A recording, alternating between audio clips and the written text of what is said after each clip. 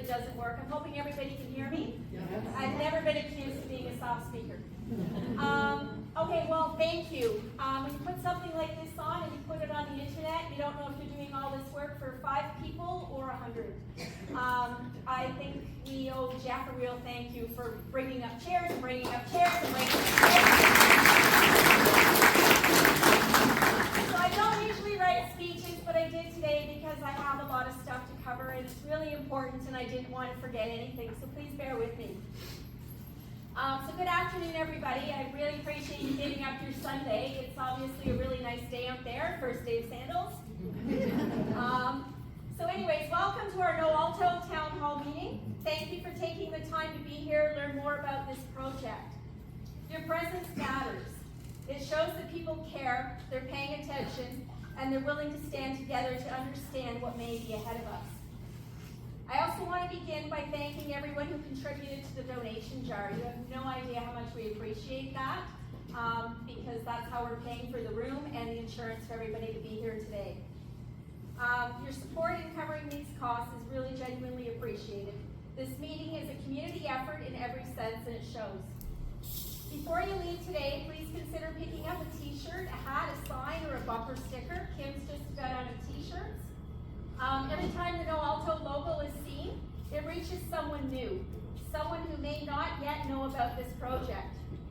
The more visible we are, the stronger our message becomes. And if we're building a movement, we might as well look great while we're doing it. So we've chosen the best to be here today. Thank you to Kim Lawrence of Tees by Me for printing the shirts and the hats and making them available. Kim lives in Marmora and is absolutely wonderful to work with. She does all of our t-shirts for us, our coats, our everything. If she doesn't have what you're looking for, please put an order in. And thank you also to Jason Hogan from Exposure Signs on Highway 7 in Marmora for getting our signs and bumper stickers done in record time. We didn't even know how many we needed, and he just jumped in and made sure we got our stuff. He's also able to make you anything you're looking for, so get your orders in. Please don't forget, we handed out draw tickets when you came in, so keep those handy. They were just supposed to be a marker of how many people came through the door, but Deb and Larry from High Spring Trading Post jumped in with a door prize, and then Kim and Jason followed, offering up more. We even had our pens and pencils and our paper donated. So again, we're really grateful for that support. It also makes it nicer to attend a meeting like this, right? We have a lot of information to share today. Some of it you may already know, some may be new, and some may be really difficult to hear. Okay, I really want to stress that. We don't have the best news that you're hoping for, but we do have information that you do need to know. So please don't get up and leave on us. Just always remember, when we work together, the glass is half full, it's not half empty. It's important because understanding what we may be facing is the first step in preparing for it. I'd like everyone to take a moment and look around the room. This is what community looks like. We are not alone, and that matters. Alone we are one, together we are strong, and I truly believe that. And when we connect like this, we're not just a group of individuals, we're building a chain. And every person here is a link that makes that chain stronger. When I first heard about this project a couple of years ago, I was told not to worry about it, it would never happen. But questions remained, so I started digging. The information I've been uncovering is scary, and I didn't know who to believe. That led me to a meeting being held in Charlotte Lake. I left that meeting with answers, but also the feeling that people in my hometown needed to know this information too. And this isn't just people in our hometown today. We've had people drive for a very long time to get here today. Thank you. That meeting inspired me to put this one on here. And if you don't live in Marmora and you find this valuable, I hope you'll consider bringing a meeting like this to your own community. Because the more people who are informed, the stronger and longer our chains become. I want to sincerely thank Ingrid Lusty, Bonnie Danes, and Richard Kent for the work they've done behind the scenes to make today happen. We also had a whole bunch of people jump in today. We had Dot and Mandy and Jasmine and Jen and Robert to make sure that you got your tickets and your coffee and your signs and your shirts and everything out there. You'd still be waiting at the door if it was just me. Unless you've organized an event like this, it's difficult to understand the amount of planning that goes goes on, right down to the stir sticks for the coffee. Thanks, Richard. You'll hear a lot of information today, so I encourage you to take notes. If you need paper or a pen, just raise your hand. We have plenty. Sharon did a fantastic job of putting the notepads together for us when we made the call. And when you asked for pens, this community clearly understood the assignment. Challenge accepted. You may have noticed a lot of pens out here today. Now moving on to our agenda. Ron Coucher was supposed to be here today, but had to send his regrets. First thing this morning is he's still in Ottawa, unfortunately. However, many of you have seen the name Richard Kent because he has been instrumental at sharing information online, and today you will get to meet him. I'm sure glad I did. Richard has spent a great deal of time contacting MPs for me over the past 2 weeks. Unfortunately, none were able to join us today as they already had other commitments. But he is prepared to speak in Ron's place and cover the same ground. Another high five to Richard. We will hear from 2 lawyers and a legal appraiser from Davies Howe in Toronto. They're going to be via Zoom today. I want to be very, very clear. I reached out to them, okay? Some of the other meetings, people are thinking that they're just in for advertising, or they've been hired by the Liberals, or I won't even get into all the other things. I reached out to them. They were just minding their own business, and somebody was lucky enough to pick up my phone call. So they have generously agreed to be here today, free of charge, on their own time. They understand what we may be facing, and they want to help. They will take some questions afterwards, and I would ask that those questions be general so everyone can benefit. For personal situations, they are available for follow-up. Once Alto shares the actual 1 kilometer expropriation zone, and it could be larger in other areas, I understand, I will ask them to return to do a presentation for those people who will be immediately affected, and everyone who will stand beside them. I will be one. I'm hoping that we will be the entire community standing with those people, and I will see you there.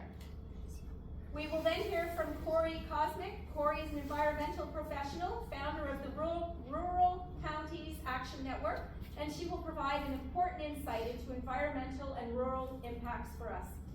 Following Corey, we have Eric Hanna from Havelock, whose presentation to the Havelock Council was extremely inspiring, informative, and we're sharing more broadly with you. And then we will finish up with Richard Kent, who will tie the day together for us. I promised you an information-packed afternoon. I intend to keep that promise. But before we begin, if you haven't left your contact information in front, a clipboard will be passed around throughout the meeting. Please fill it out. What I'm doing with that, first of all, I should say a couple people have mentioned they've done that at other meetings. I don't have access to that. If you want to know the information that I'm finding out, if you want me to send you the MP contacts so that you can do a cut and paste instead of a retype, those are the things that you're going to get if you add your name to my list. And it is only mine. It's not going to go anywhere. I'm not going to spam you. Unless this starts, man, am I going to spam you. Thank you again for being here, for showing up, and for being a part of this community. What we built here through information, connection, and standing together creates a chain that is hard to ignore and even harder to break. Richard, could you please get us started, or would you like to move on to the lawyers first? We got a couple more minutes. Yeah.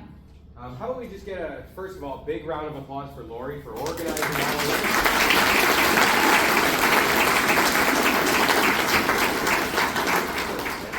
Just let me know when they show up. So I wasn't really prepared to speak beforehand. I was more prepared to speak afterwards about things and action plans that we can do moving forward.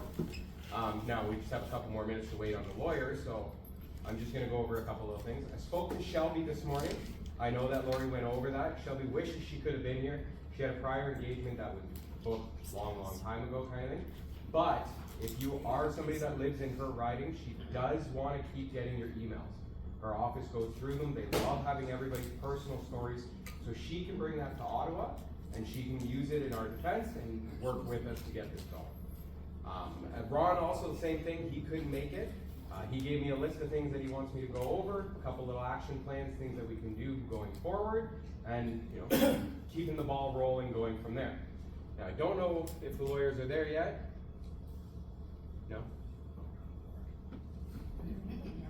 They're supposed to start. The camera doesn't work. So just turn the mic off.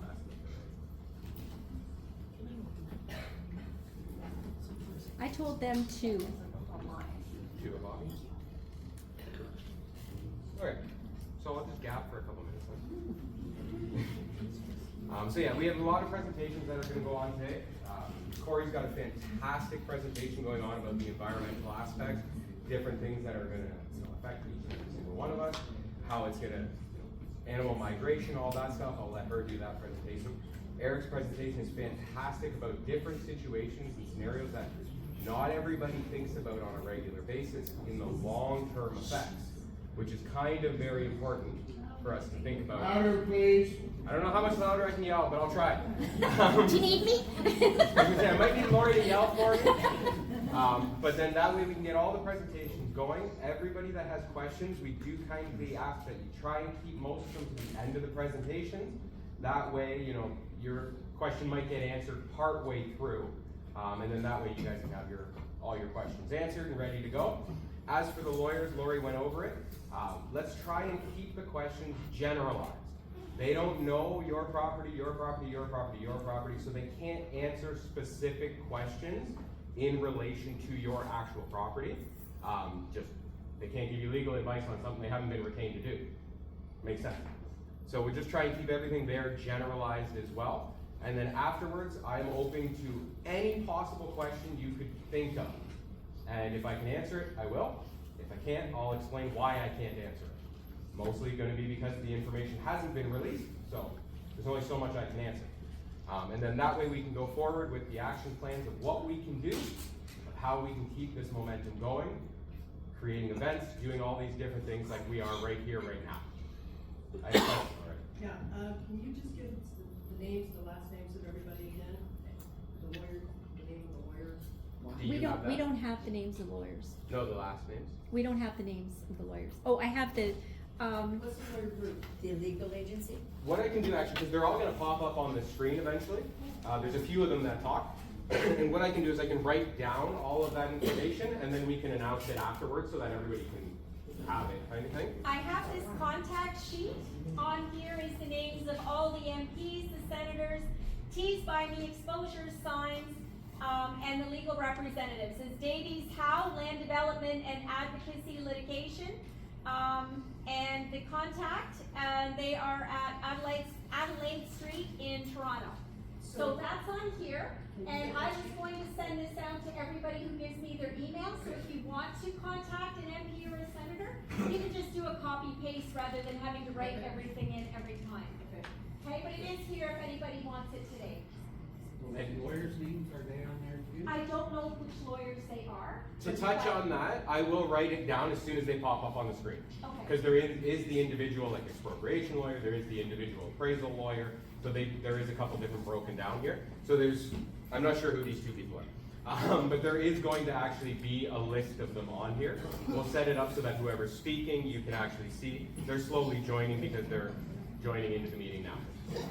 Richard, can I just ask that anybody, did you need a pen and paper? If this is gonna be stuff you might wanna write down. Yeah, I probably do. Okay, just raise your hand and I'll pass these out. Sharon? Sharon around? Oh, there you are. Actually, look at that too. You can speak to them, please. If they can't see you, they can't. Sharon spent countless hours making these pads for us. So yeah, they're just joining in. The last one's just joining in. Is that the pen and paper? Perfect. She's gonna hand out pads here. If there's any more questions before we begin, fire off. Yes, I am. What's your background, like why? Sorry, I didn't hear what you said. What's your background, like what's your? What am I? Yeah. I just live in the area. I live in the area. I'm affected. I'm advocating to stop this and how we can go forward to prevent it from happening. And worst case scenario, we have to. So I'm not going anywhere.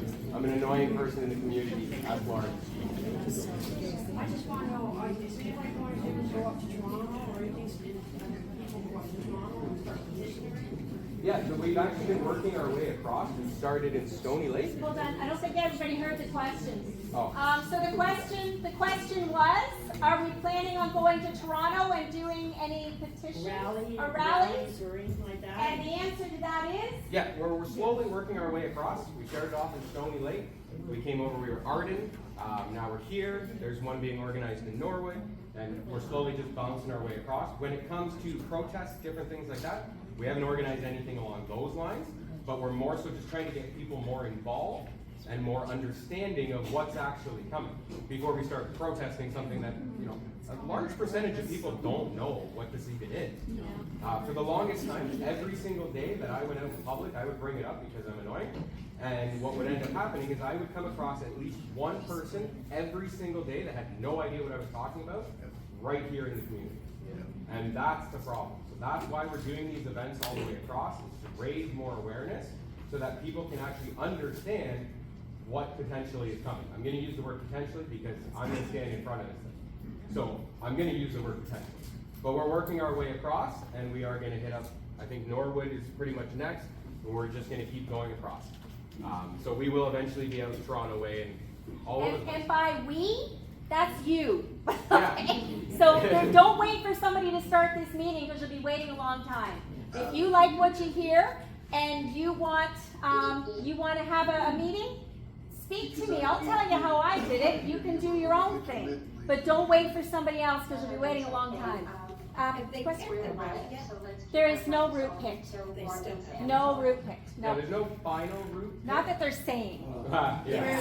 I have another theory. I'm gonna lean towards that one as well. But they're telling us there's no final route pick. So we have a northern selection or possibly a southern selection right now.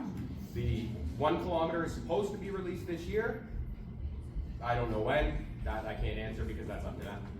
But that's when they're supposed to release the final 1 kilometer, which is going to have the apparent 60-meter corridor within it. But we all know it's going to be bigger than that. Yeah. Let's be honest. But the exact route, that 1 kilometer, has not been released yet. So as soon as it does, trust me, you'll hear me screaming. Whether it's online or physically screaming. We're still waiting on 2 more lawyers, so if there's any other questions that you want to pop up, anything that comes to mind? Cool, okay. God teach you well, you can do more stuff, paperwork. I didn't hear it. Same thing if you're native, you can use Frederick or Article 10, Section 35. It'll help you live more. At least they'll have some counsel with you. Okay, so we're just missing one person. Hi, Mike. We'll Give her 1 more minute. Okay, well that might be something that we get into for the next meeting.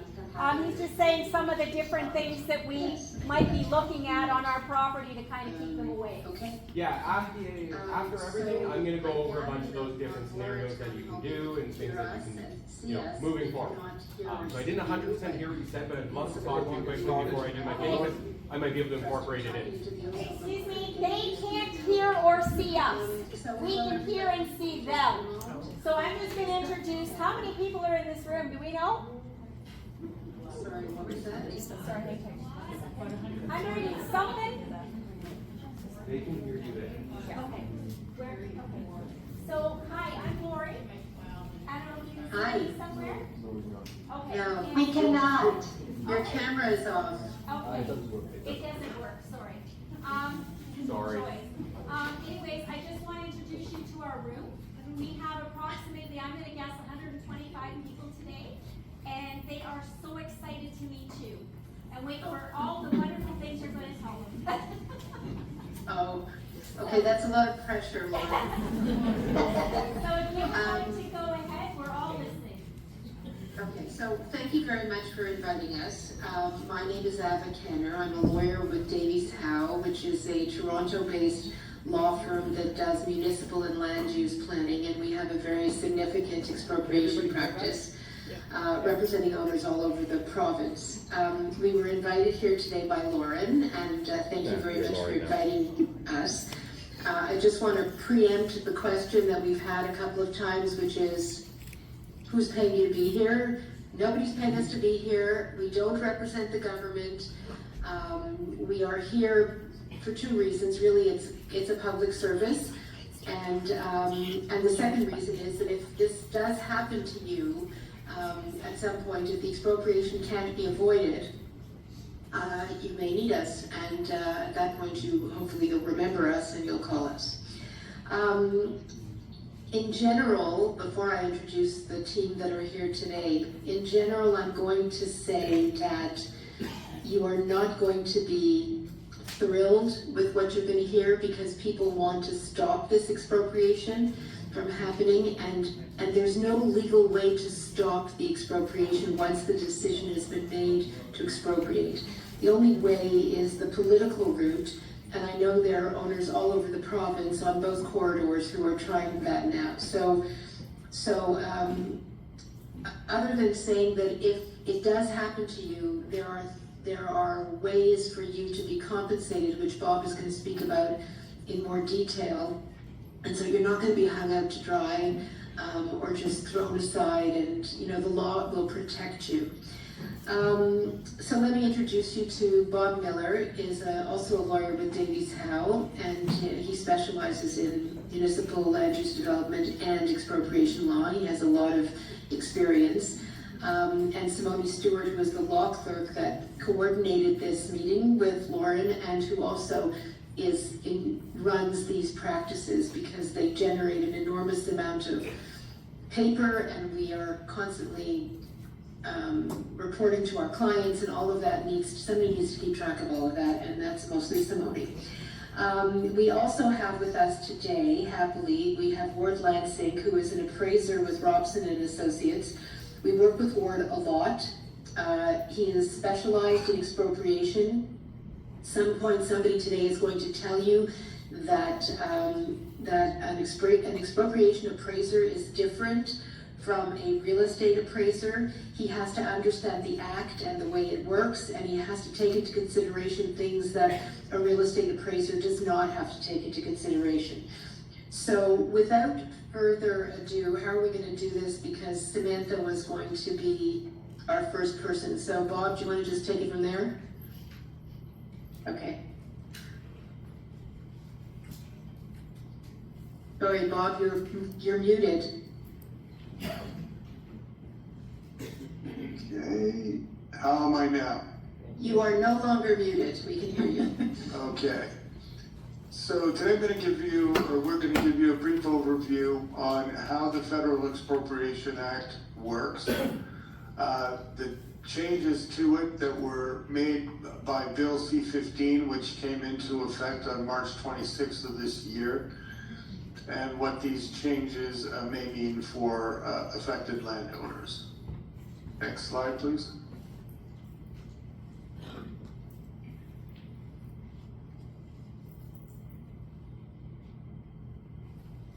So before I get into that, I want to briefly explain what landowners are compensated for under the Act, and Ward will go into more detail than I will, but I need to briefly explain it to you now to make the rest of what I say comprehensible. So the authority, that is the government agency which is going to expropriate or otherwise acquire your property, can take a full taking, which is all of the property, or a partial taking, which is self-explanatory. They take part of your property.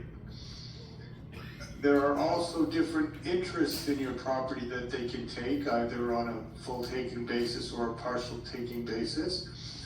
And those are the fee simple interest, which is what most people think of as the ownership. It's all the rights and interests in a property. So it basically means you have greater rights to that property than anyone other than the king. And in Canada, the king is represented by the government. So the theory of it is that the king owned all the property in Canada, in England, and he granted it to his subjects, and he could always take it back. As the law developed through the Middle Ages, and the king became less of an absolute ruler, the common law developed to say that yes, the government could take the land back, but they had to have a public purpose for doing so, and they had to compensate you fairly for it. And essentially that is what the various permutations of the Expropriation Act have been developed to do. The Expropriation Act hasn't changed that much. That is the theory of it.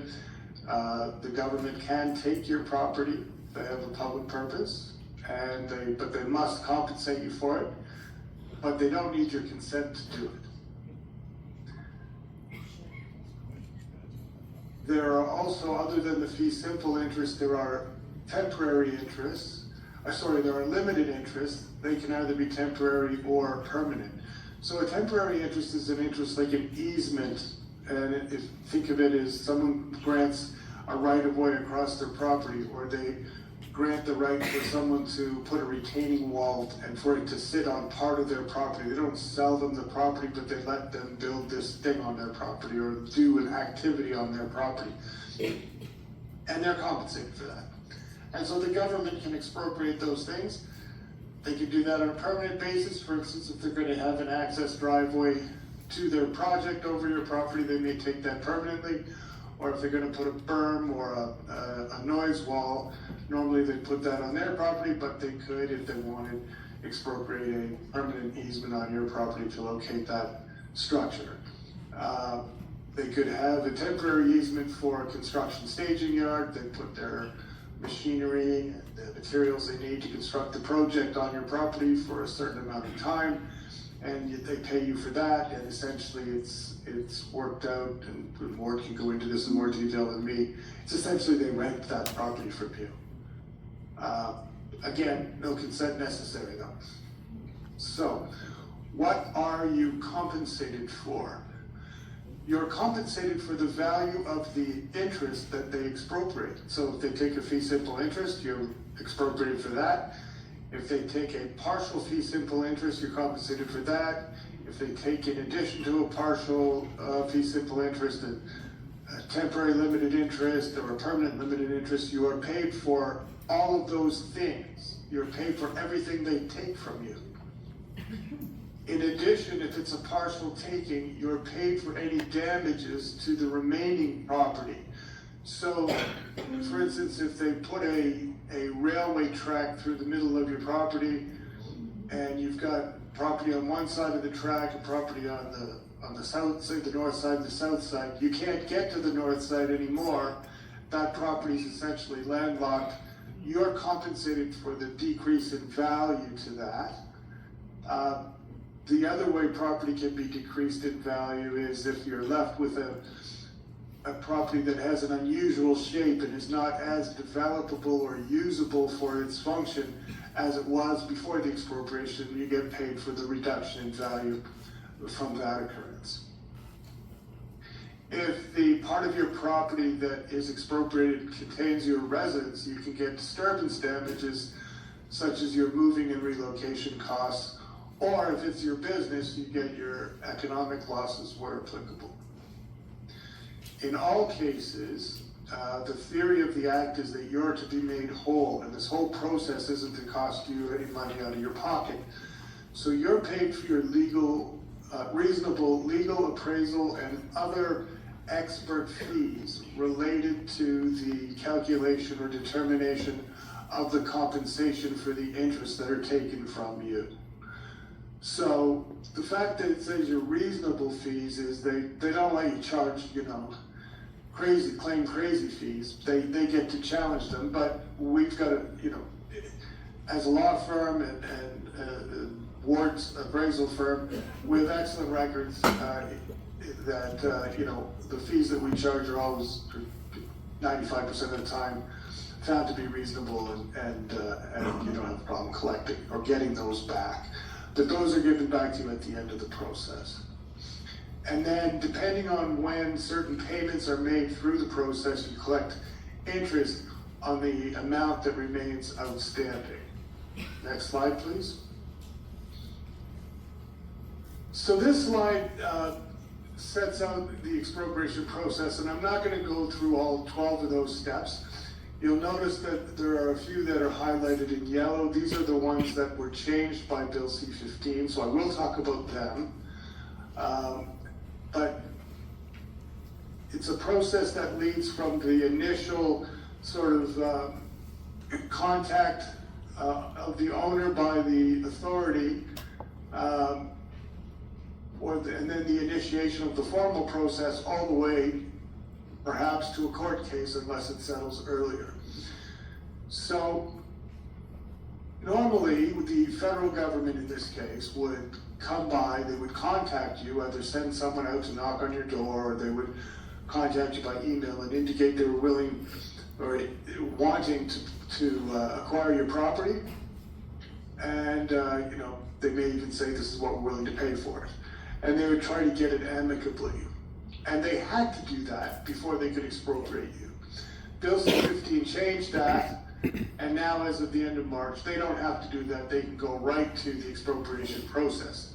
Although I have seen things on the Alto website where they have indicated that they will attempt to acquire property amicably in any event, even though they don't have to. If they choose to expropriate, they register on title a notice of intention to expropriate, and then they send notice to everybody who has an interest in the property.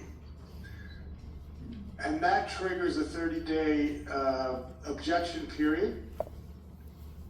Before Bill C15, it triggered the right to a in-person hearing before a hearing officer who was appointed by the federal government. Now, you do it in writing and it goes right to the minister, and so there are no hearings. So both of these changes, the not having to try and negotiate an amicable sale and not having to go to the hearing, saves the government time and decreases the time between the notice of intention to expropriate being registered and their possession date. And the possession date is the date that is important to the government, because although they own your property or the interest in the property that they're taking, when they register a confirmation, they can't take possession until they've given you an offer backed up by an appraisal. So the important date for them is the date of possession, because that's the date you have to be off the property, or the part of the property they want, and the date they can start, constructing their project. So the minister makes his decision after the objection period, if any. So, and then if they decide to go ahead, they register the notice of confirmation. As I said, once they register that, they own the interest that they're taking. They send you notice of that, and then they have 30 days.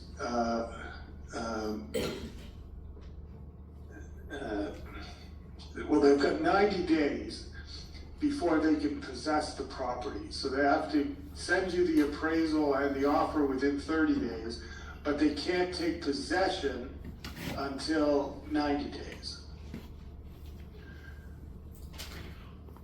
And so then that offer will tell you, this is what we're willing to pay for your property. You can take that offer or not, or you can take it without prejudice to your rights to fight for more, which is what most people do, or what most people are advised to do, unless the offer is, stupendous. It's like any negotiation. Their first offer will probably be lower than what you get if you fight it. And then the process unfolds, you negotiate about it. If that's not successful, you may go to a formal mediation, what they call negotiation. And if that's not successful, then you have a trial in front of the federal court. And the federal court judge will determine the compensation. Next slide. So, as I've said, the changes made by Bill C15 are really an attempt to shrink the amount of time between the notice of intent, the registration of the notice of intent to expropriate, and the date they can possess. It's to speed up the process to allow this project to be built quicker than it could have under the old process. Next slide. So the first key change, and I've already talked about this one, is that they don't have to attempt an amicable purchase anymore. They can proceed directly to expropriation and register a notice of intention, even if they haven't contacted you previously. Next slide, please. Again, the removal of the public hearings. So the public hearing, this saves them a lot of time. You can imagine the amount of properties there are and how many people would object. Now, the objections were not an opportunity to argue that this project should not happen. You know, it's not a full frontal assault on the project. Indirectly, you could say, look, they're taking more of my property than they need, or conversely, you could say they're not taking enough. They've rendered half of my property worthless. They should expropriate that and pay for it as well. So those are the kinds of arguments you'd have there. But a full attack on the project and an attempt to stop the project is not the function of that hearing. And the hearing officer doesn't make a binding decision. The hearing officer only gave a recommendation report to the minister. The minister would consider it and then decide what he was going to decide. So that long, lengthy process has been eliminated by the fact that now your objections go in writing directly to the minister. He considers your objection and he makes his decision. It happens faster. Generally, these hearings did not, they sometimes resulted in changes to the amount of taking or shape of the taking, but, you know, almost never, I can't remember a time when they resulted in the cancellation of a project. Next slide, please. Never. So, key change number 3, and this change and the next change are quite important. The federal government now has a right to register a right of first refusal on your property. And what that means is that they register this document that says, you know, we have a right of first refusal. If you were to negotiate an agreement of purchase and sale with a third party, meaning someone other than the government, you have to send a copy of that agreement of purchase and sale to the minister so that the minister can decide whether he exercises his right of first refusal. So once he registers his right of first refusal, of course it gives you notice that that's happened. You don't have to keep checking. They will let you know they've registered it. It can last for up to 8 years. And so what will probably happen is this will dampen the market for your property because not many third parties are going to want to go to the expense of negotiating a deal with you only to have the federal government swoop in at the end and say, well, we'll take it for that price. And the federal government has recognized this and is willing to compensate any third party for their cost in negotiating the agreement of purchase and sale. You're not compensated for that because you're paid for your property. You would have negotiated the agreement of purchase and sale with the purchaser in any event, so you're getting compensated. But it will probably, and Ward can speak to this more than me, it will depress the market for your property and probably then depress the value of your property. Next slide, please. So key change number 4, this is a notice of prohibition on work. The federal government can register this on your property if they think they need your property. And what it does is it prevents you from doing any work other than work needed to repair the existing property or to keep the property functional for its existing use.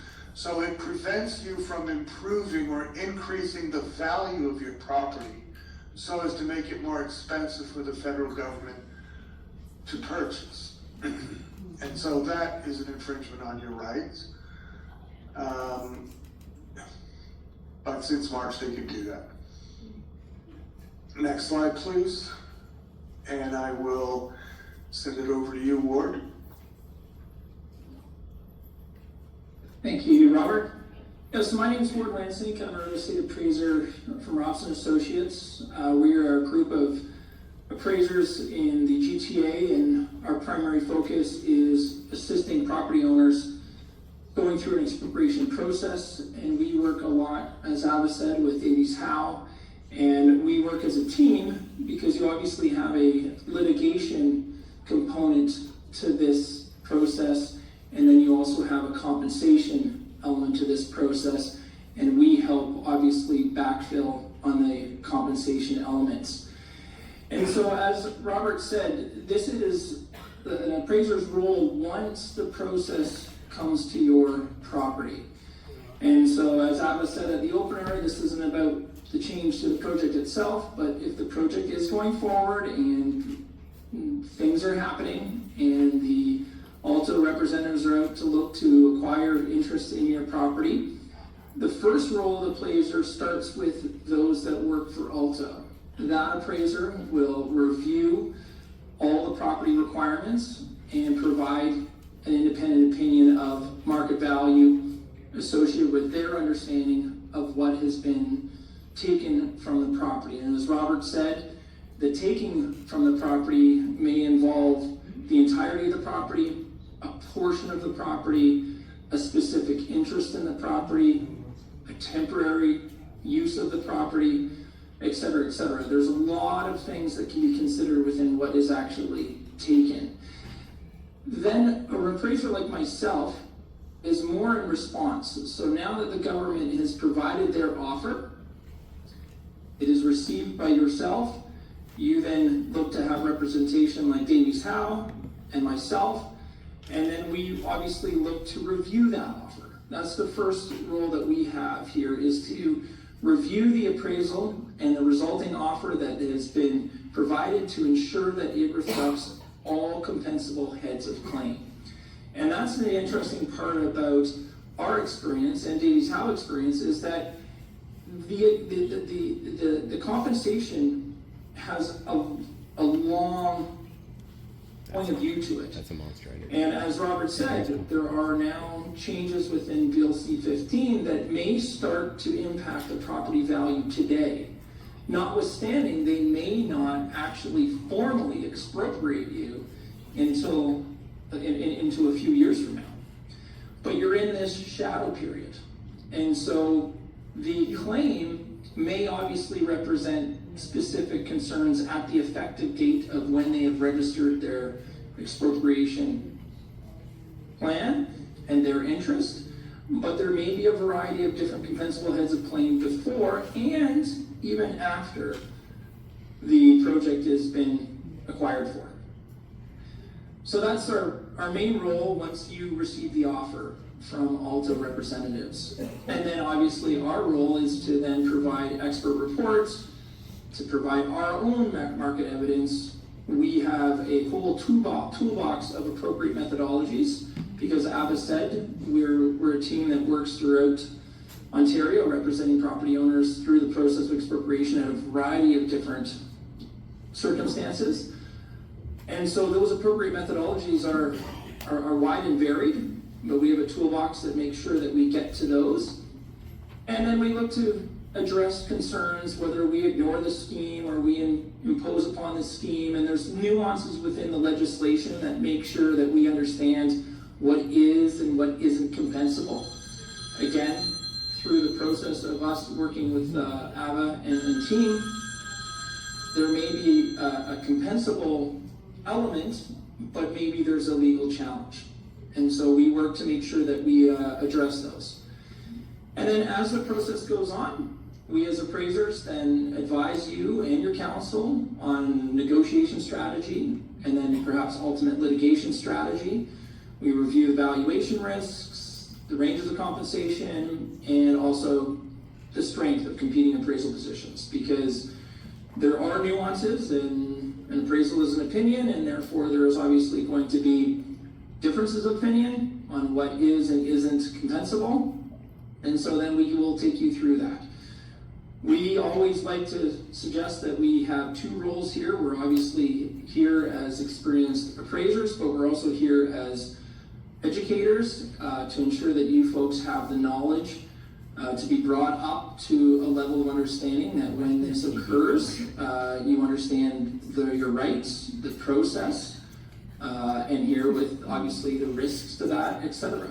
All they can do is stare at it. And then the last thing we do is obviously provide that opinion evidence if it needs to go to that negotiation. So we would help represent you folks at any table of negotiation. And as Bob said, if it eventually gets to a court proceeding, we would then help with expert evidence in an expert witness scenario to then ultimately assist in the determination of fair and full compensation. But as you hopefully getting a flavor here is that the skill set here for both legal representatives and appraiser representatives is nuanced. And there's going to be local knowledge. We can work with local individuals to understand sort of the nuances of the local market, but it's more about that experience with the toolbox to understand what is and isn't appropriate as compensation. We've seen, well, I think collectively we've all been over 25 years in this business, correct, Ava? It's been a long time. Not and we've anything. Yeah, and we've seen a lot of it. And so that's the important part. And so there's the element of experience that we suggest you folks identify with whomever you decide to work with, and that's part of our presentation today, is that when you do enter this, ensure that you are looking to those who understand expropriation very well. So back over to you, Robert. So I just want to add, because both Ward and I have mentioned it, but if we haven't made it clear enough, the date on which your property is expropriated is the date they register the confirmation. And that is the date on which your property is valued. That's the date that the appraisals look at. So it's a snapshot of the value on that date. The exception to that is that there is this shadow period in which various actions, either of the authority or on behalf of the authority, such as the advertising of the coming project, can artificially depress the market value of your property, and those can be taken into account. And these latter two changes to the act from Bill C15 that I discussed, the prohibition on work and the right of first refusal can also exacerbate that effect, and that can be taken into account.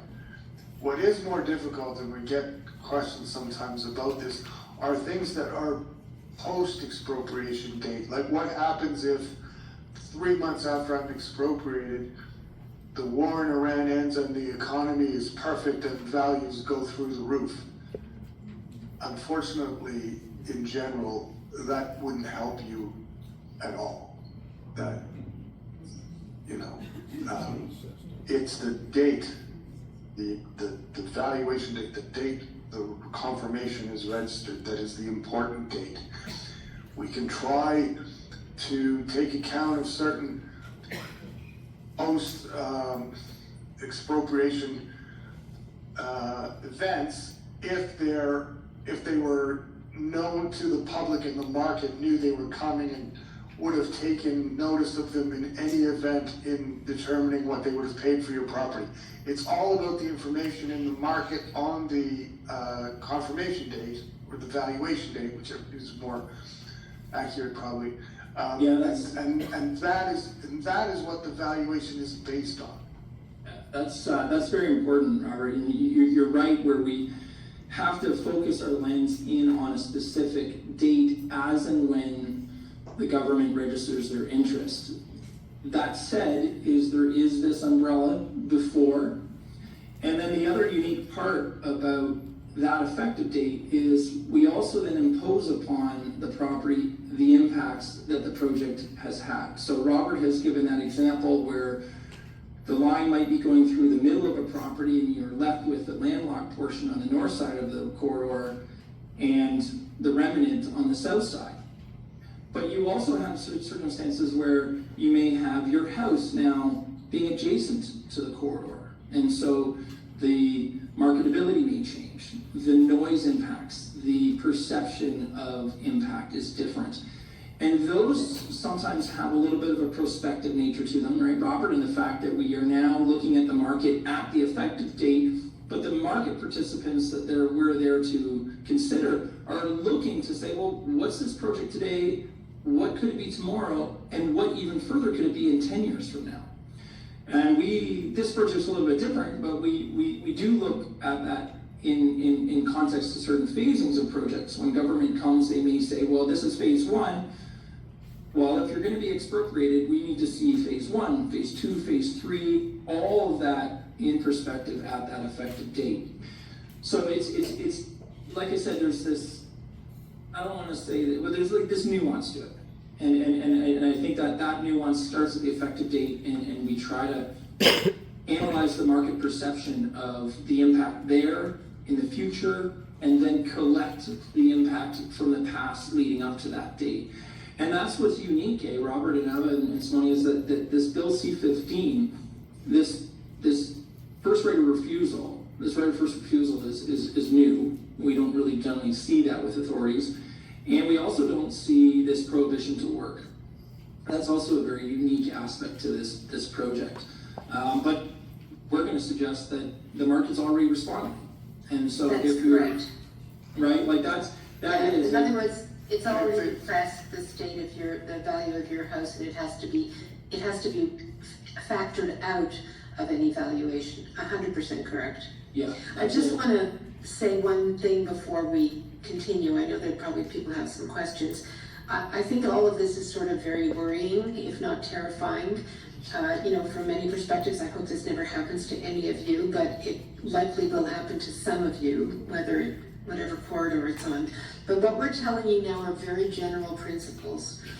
And it's not designed to give you legal advice. It's not designed to give you appraisal advice even, because everybody's situation is going to be different. Everybody's property is going to be different and differently affected.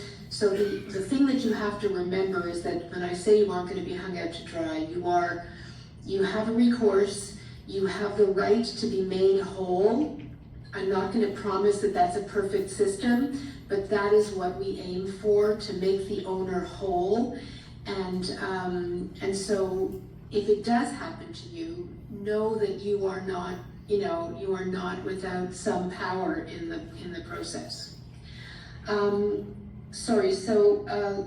Lori, is there time for some questions? Do people have any kind of general questions? Can you give me 2 seconds and I'm just gonna check. Okay. Oh, been sitting too long. Okay, is there any questions? It's pretty dry, isn't it? Okay, I saw a hand in the back first. Yep, at the back. Yep. I live part-time in Toronto and part-time up here. You mentioned several times about people knocking on my door. Is notice registered with respect to the address on title, or? Okay, I had that same kind of question, so let me pose that. Yeah. So if I understand the question Did is you that, hear it, Did you hear the question?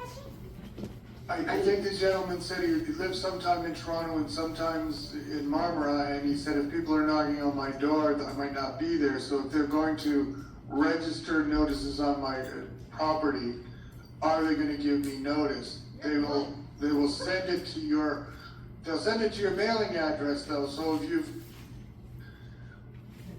they don't have both of your addresses, you might run the risk that you might not see it in a timely way, but they will send it to your last registered address. Well, my tax notice goes to the Toronto address, so I'd be assured that any notice registered on title would be sent to the same address as my tax notice.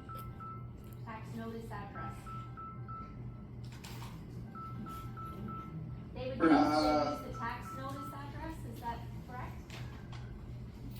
They would probably use the address on the deed, and then they would try to update that through the tax rolls, yeah. So that would be you would do it, first you go to the deed, then you go to the tax roll. Yeah. Yeah. So, And then if it was a business, they'd look for a business address too. They would try to get you. Well, put it this way, if we were doing this service, we would try to get you. What the government will do, I don't know. can I ask, you had said that they would expropriate or they put a notice of expropriation on the property and we may not know that. How would we? No, I said that, I said that they would, at the beginning, they register a notice of intention to expropriate, which just says they're considering expropriating your property. Again, they send you notice, but they send it to the last address they have for you, right? They mail it to you at your mailing address, the one that they get through their search of your mailing address.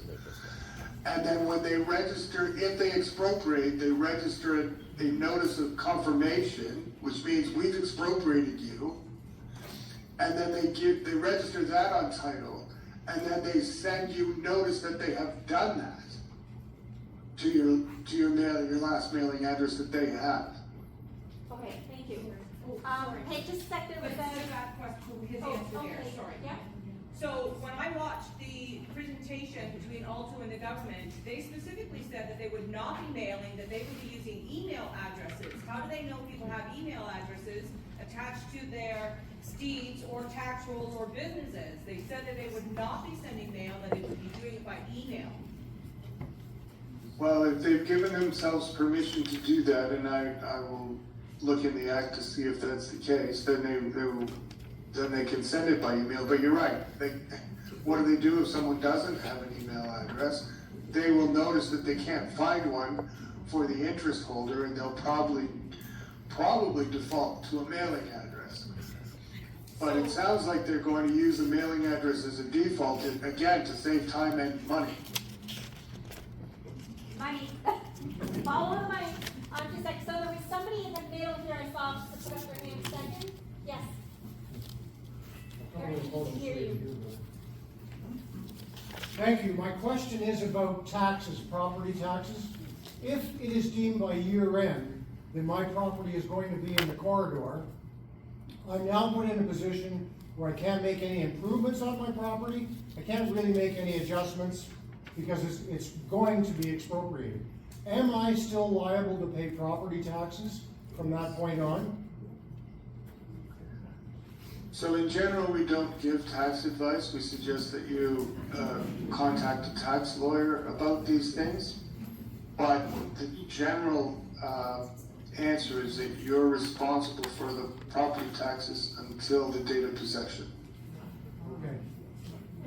Okay, I saw another, yes, Terry. So until they take possession from you, or you cease to make useful use of the property, but generally until they take possession, you're responsible for the property taxes. And if that happens in, the middle of the year, then there's an adjustment. You pay up until that date, and they pay after. Okay, next question, Terry. Loud. Carney is already going along with this, I've always seen him on the news, and I'm just saying, is there any way that the public can sway their way and say, let's change our mind about this train, and maybe put something more in line for all the public, instead of just. I don't know if they can answer that. I don't know if that's. No, Was that, I mean, sorry, was that the can I stop the expropriation question? Yes. Yeah, 'cause- Yeah, you cannot, what I said at the beginning, and I know it's never received well because it's not good news, is that outside of the political route, in other words, if you can get enough politicians together to weigh on the government that they shouldn't do this, outside of that, once the decision is made to expropriate, there is nothing you can do to stop it. There was never anything you could do to stop it. Now there's even less because of the changes to the act. Okay, yes. So if you have a property and they put a stop work order on it, how long do you have to wait for them to decide whether they're going to actually purchase your property or allow you to do work on the property? if I understand the question, I mean, it's not a stop work order in the way that a building code officer or bylaw officer would say you're in, non-compliance with zoning or something and you have to stop what you're doing. It's not that kind of a stop work order. They register a prohibition on work. If you've already commenced work, you can complete it. So it's not a stop work order, it's a don't commence work order. And how long can that last though? It can last up to 4 years. 4 years or 8 years? Right of first refusal can last for 8 years, but the prohibition on work can last for 4. However, I don't see anything in the act that doesn't prevent them from re-registering at the end, like just keep doing it. Okay, well, we have that. It's new legislation, so we don't know what they're going to do, but it doesn't say they can only do it once. So I'm going to assume if they don't know at the end of 4 years, they'll just re-register. Okay, next question? This is in regards to the, when you were talking about the appraiser's role, and after you've been, the government gives you an offer, and then we're required to sort of, well, I mean, a good idea to have our own appraisal person and lawyer, to give guidance on negotiation and the whole process. Who incurs all of those legal costs for all of those people that are going to be expropriated? You. So as I mentioned earlier, part of your claim is that all your reasonable legal, appraisal, and other expert fees spent in the determination of compensation, the government pays you for those. Government pays them back at the end. So if your question is, what do I do if I can't afford a lawyer? Which is a reasonable question for most people. When our firm, I don't know how other people deal with this, but our firm does work with people to make it possible for them to have a lawyer, because you should not go into this without a lawyer who's experienced in this area. So depending upon your circumstances, we could agree to carry the file under certain circumstances. We work with people to make sure that they don't have to do this without a lawyer. Other firms may also do that, I don't know. But in the normal course of events, the compensation is determined, and then at the end, we collect all the invoices from all the experts that were employed in negotiating that compensation or in fighting that case. We prepare what's called a bill of costs, and we send it into the government, and this is where the word says all reasonable fees, so they'll look at it, and they'll say, well, we'll pay this much, or they'll argue about it, but in the end, once it's agreed what they'll pay, they pay that, and you get your money back. If you've paid up front, or they agree to pay it, and then depending on what the arrangement is made, that arrangement will be carried through. I think at this stage it's also important to understand that it's not just the legal appraisal fees component here. That, again, once the specific impacts are addressed on your property, numerous other experts may be required. And Ava and Bob and team help direct you as to what those experts may need to be. So for instance, let's say your well was impacted and your well needed to be relocated or it needed to be reconfigured in some way, and you need to hire a well expert to come out and review that, fix that, do what it needs to be to ensure that your well is back to its operating function. That is a reasonable fee as a consequence of the expropriation, and that is also then to be reimbursed to you at the end of the process. But those are all captured within the word reasonable, and we as a team here are very familiar with that and work within that context on a daily. And so, as Ava said, we are familiar with the process of collection of fees and therefore work within that reasonable umbrella. And then we are flexible to work with people that need assistance or need special circumstances like Ava said. Thank you. Let me go on to another question here. Yes. In the case of a business, as per se, small, medium-sized manufacturing, what's the recourse on somebody that owns their property and also runs their business with employees? Mm-hmm. Where does one go with that? What's the compensation on something like that? I missed the last half of that one. Sorry, did you catch it, Bob? It's a question about, if it's a business that's on the property, how does the owner get fully compensated for the impacts on their business and on their employees? So there are, sorry, go ahead. I mean, I was just gonna give a short answer, and that's what Warren was talking about. He means that we have a team of people, so we brought an appraiser because we know that everybody is going to need an appraiser. Not everybody's gonna need a business loss consultant, but if you need a business loss consultant, those are people that we work with all the time because people's businesses are affected. If you happen to be on a development property, a future redevelopment property, and that's lost, we have planners that we work with. So it's really a team of experts depending upon what each individual person needs. And to go back to what Bob said, at the end, all of this gets put onto a list, and the bills go to Metrolinx for reimbursement or for payment, depending upon the arrangement we've made with the client. Alto. Sorry, Metrolinx. Sorry, I have 8,000 Metrolinx files, so I've got Metrolinx on the brain. In this case, yes, Alto, forgive me. Forgiven. I don't know if any of you are in Toronto ever, but you'll see the entire city's been chopped up, and there's construction hoarding everywhere. And that has created, they're working on infrastructure all over Toronto. I don't know, they call it progress. It's hard for me to tell you that it's actually progress at the moment. But it has been a very busy time in our world. Thank you. I'm going to just take do we have time for how many more? What do we got? Can we do 5 more questions? Yeah, we're here. Okay, perfect. Okay, so somebody I haven't heard from yet. In the back? Really loud. Or even if you want to come up. Conservation easements, if they're on the property, will they prevent them from your property from being expropriated? Sorry, if there's which? Conservation easements? If there's conservation easements, does that have any power over Or the farmland easements? Or farmland Same easements? thing. Or is that a specific question? She's shaking her head.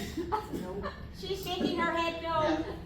The only thing that I've seen so far, and this is not legal advice, this is the only thing that I've ever seen even discussed, is when they found a graveyard that was, from ancient times in Aboriginal people. That was the only thing I've ever seen discussed, but not everybody has that, and I've never seen that farmland or anything else stop this process. It does affect value though, so that's another thing that the board has to deal with. I think actually your question goes more to the high level of the process, and right now Alto is got this massive swath of land earmarked for a corridor. They're going through their process to identify specific routes, and then ultimately will pick the best route. And that best route is done through their criteria of planning and concerns about conservation lands, farmlands, all come in within that process of assessment. Once the assessment is complete and the line is drawn, then it comes to compensation for what those lands are in your ownership. Okay, thank you. Next question.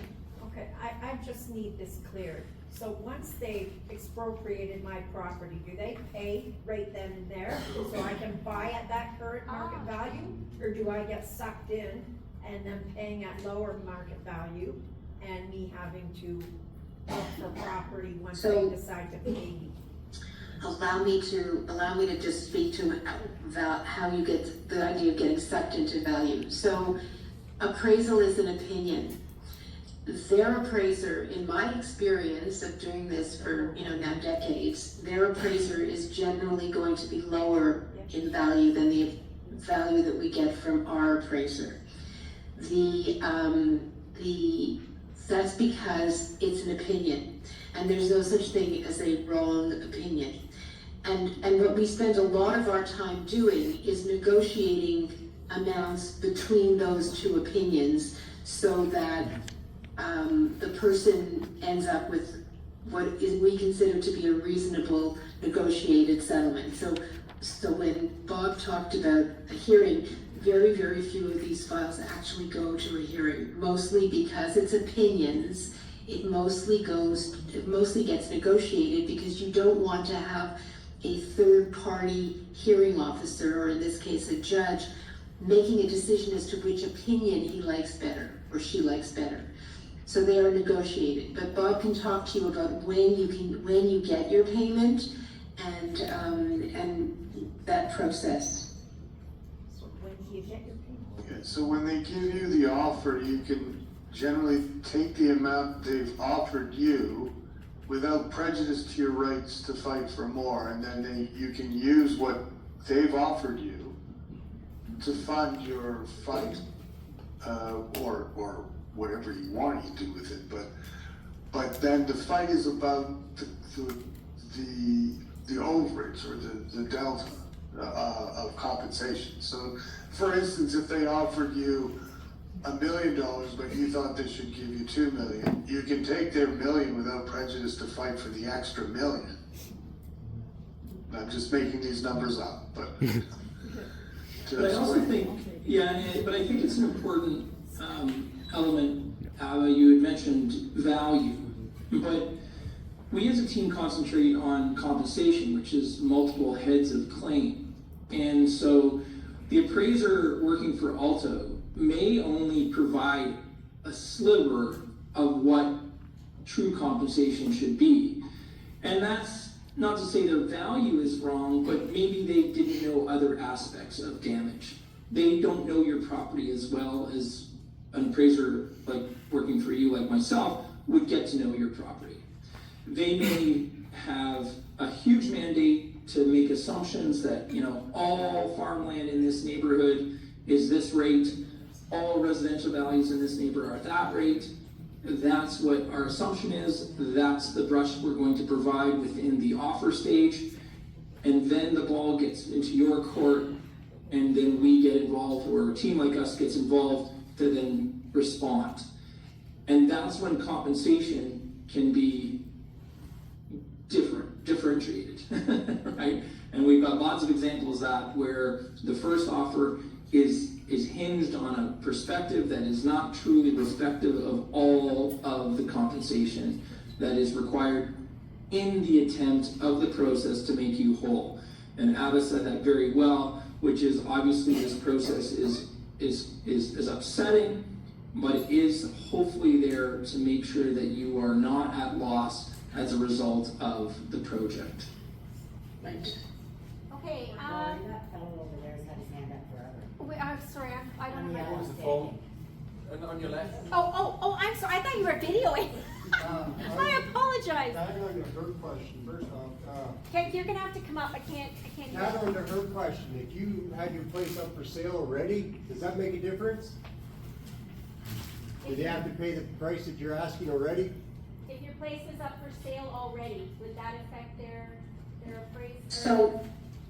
So that's very specific to your circumstance, so I probably don't want to rely on, this is not legal advice, but if you're talking about, should I put my property up for sale right now because I'm going to beat these people at their game, my sense is that everybody already knows this is a potential thing on the table, and that you might be in the line of fire, so I would get better advice than you're going to get on a Teams meeting within a town hall.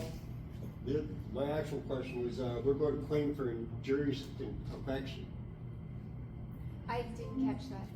A claim of injurious affection. What is a claim of injurious affection? So if you think back to when I was describing the various heads compensation, and I said you can be compensated for the impact on the remainder of your land.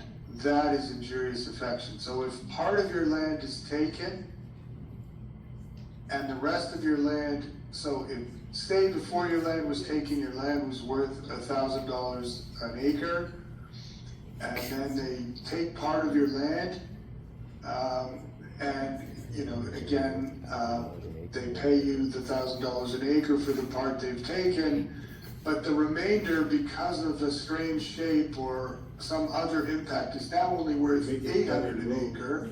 You can claim the 200 an acre for the remainder because that's the damage caused. Now, there is a difference because there are claims for injurious affection, or as in the Act, it's impact on the remainder in the Federal Act, where part of your land has been taken, and there are claims that are attempted to be made where none of your land is actually taken. And so the wording of the Federal Act is different from that of the Provincial Act. The Provincial Act includes in its definition of injurious affection claims where no land is taken. The Federal Act, the wording of it does not seem to do that, but the common law and the court cases have allowed such claims in certain instances. So the difference, there are a number of differences between where they take your land and where they don't. But the major one is, if they've taken part of your land, your claim for injurious affection can be based on the construction of the project and its use. So you're gonna make Whereas if none of your land is taken, it can only be claimed again because of the construction, damages caused by the construction of the project. So when Ward was describing certain damages you might want to claim, think about whether the impact that you are thinking of is created by the use of that project or just by the construction of it, if they never actually took any of your property. So if they put a railway track beside your property but didn't take any property from you, and your claim is noise, that is harder to make because they didn't claim any of your property. If your claim is they cut off all access to your property, that's because they built the railway track. That's not as hard to make, but they are all totally fact specific, and so, you know, I don't want you to take any of this as legal advice, but there's a big nuance about injurious affection, and especially under the Federal Act. So I just want you to be aware of that. Yeah, I agree, You know, Robert, yeah. This is where you really do need to seek advice. Okay, so Exactly. It's not neurosurgery, but it can be very, very complicated. What Bob just described to you is something that a lot of lawyers don't even understand.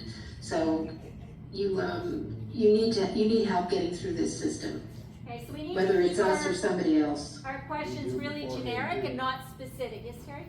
I'd like to know the phone numbers to reach these people. I've got We'll that get all them. on that sheet. Yeah. Yeah. So when Alto spoke at the government hearing, the first government hearing, they talked about a timeline. And the timeline that they gave was that they were not starting the process here in our area, from Toronto to Ottawa. They were not starting that process right away. They were starting to go from Ottawa out towards Montreal. That was their first stage, and that was happening around 2029, 2030. In the middle of that stage, or the beginning of that, they were gonna start talking about coming out this way. At what point do we start being concerned about when they plan the effective dates or registering? When should we start be looking for things if they're not talking about this stage until 2032? They're already talking about taking it from Toronto to the far side of. So they're already talking about land now, so No, we should be watching the for the second land part, to be the expropriated second part is now. going from Toronto to the far side of Superior. They wanna extend the train further than where it's Did going you already. understand that question? No, I know. I can't. Sorry. I'm not sure if I heard all The of it. question, the first question was when to start worrying, because the first tranche of this project, and I read the same thing, is going to be Montreal to Ottawa and not Ottawa to Toronto. So they may not get to these people for quite some time. And so when do they have to start worrying? I would, as groups, right, like you have these groups, I would follow the process like continuously from now on. They will have to do an environmental assessment, so they'll do environmental assessments for each of those legs or even parts of them, because they'll have to, you know, get there. the federal EA is called an impact assessment, but it's essentially a federal environmental assessment. And they'll have to get approval of that for the routes they choose. And you know, you're asking how do you stop the project? Participating in the EA process is not really a good way to sort of stop the project cold, but you might indirectly impact the route that's chosen and keep the route away from your lands, but it's a very expensive process. Like, I'm not sure if that's really that productive amount of time. It depends how big your group is and how many people there are. But that, you should be paying attention to all of that, because they'll keep doing their approvals incrementally, and then they'll just register things, and then you'll get a notice that says, we've done this. Like, if you want to know when you're going to get that notice beforehand, it's very hard, because they're just going to keep going along with their process, and then they just go and do a registration. Like, they'll register a right of first refusal, or they'll register like the prohibition on building, or they'll register, you know, an intent to expropriate, but they're not going to warn you beforehand. So you just need to keep following the process constantly. And I know that's not a great answer, you know, but that's another reason to seek help, is to have professional people doing that for you. But again, we all understand the budgetary constraints, so as much as you can do yourselves, I imagine you'll want to do, but I would pay attention from now on, because you know it's coming. Okay, perfect. Hard to hear, but we need to hear it. Thank you. Okay, we're going to do one more question, because we do have to get on with the day. Yes? Okay, so a few years ago, my daughter, we live on a farm, she has a 34-acre of our land there, and she had a fire that burnt her house down. And we're in the midst of, like, we've got this cement bill, but what do we do? She's living in a trailer the last couple of years, and she really doesn't know Okay, what well, can I cut you off though? That's kind of a personal question that you might want to contact them, because it's very specific and they can't really answer that, right? Yeah, but what, to go ahead with that? They can't answer that. Yeah, they can't answer that, because they don't know what's coming, right? So, okay, yes?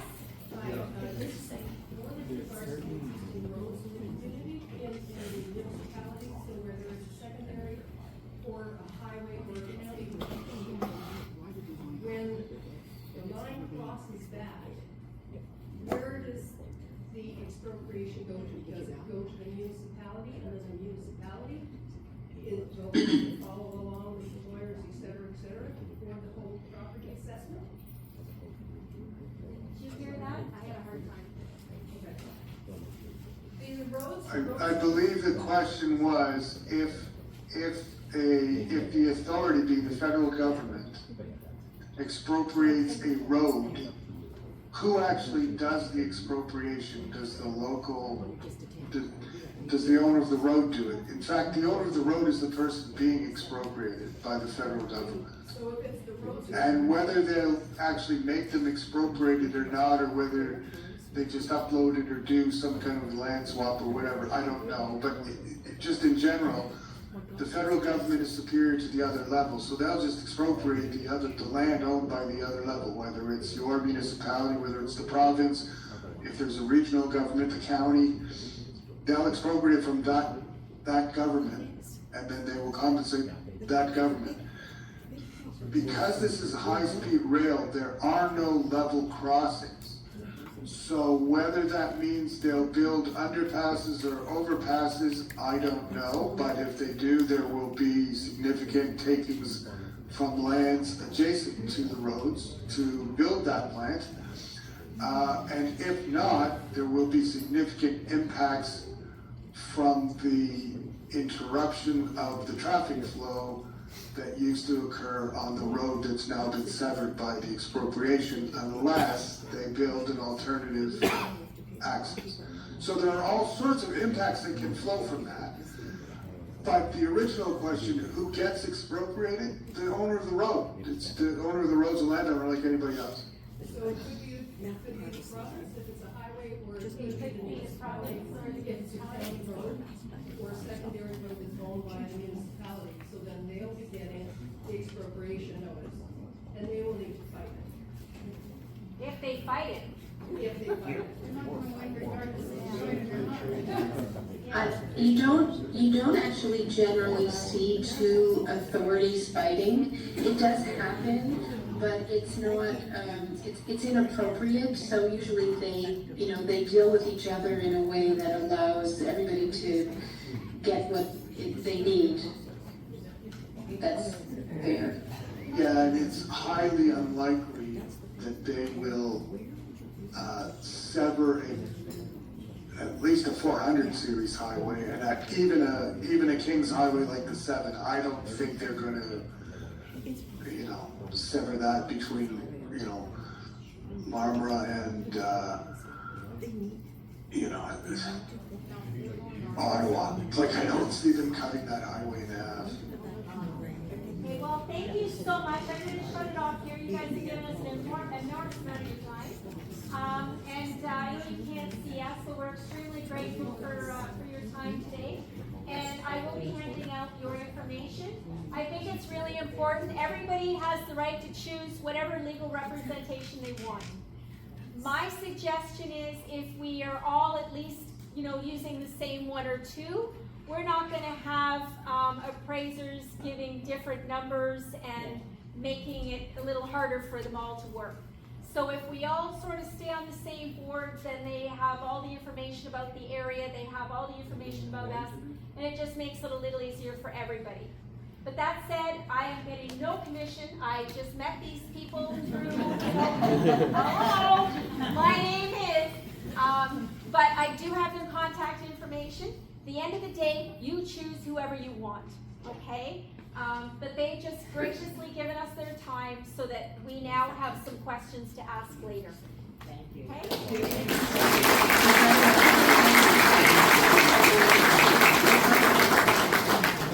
She says good luck. Bye now. Okay, now, what's to do the draws? The store prizes? So if you need to stand up, stretch, get a drink, get a cookie. I'm gonna go mess with this computer.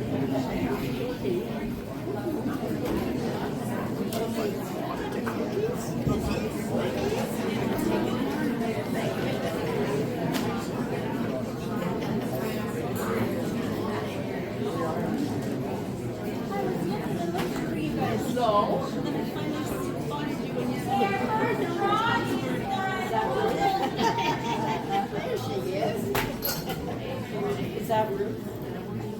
Is that Ruth?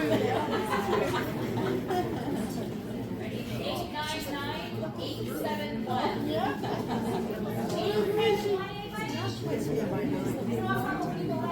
I sent you a text. I was sitting out there yesterday. I took her to the stage and turned my work. Oh, yeah. Okay, hold on. This is donated by Kevin Larry after the training called Trust. 899-918.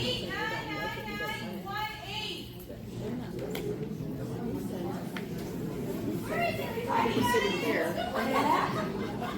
Whoever came in after this page. 999-918. Oh, there we go. Go first.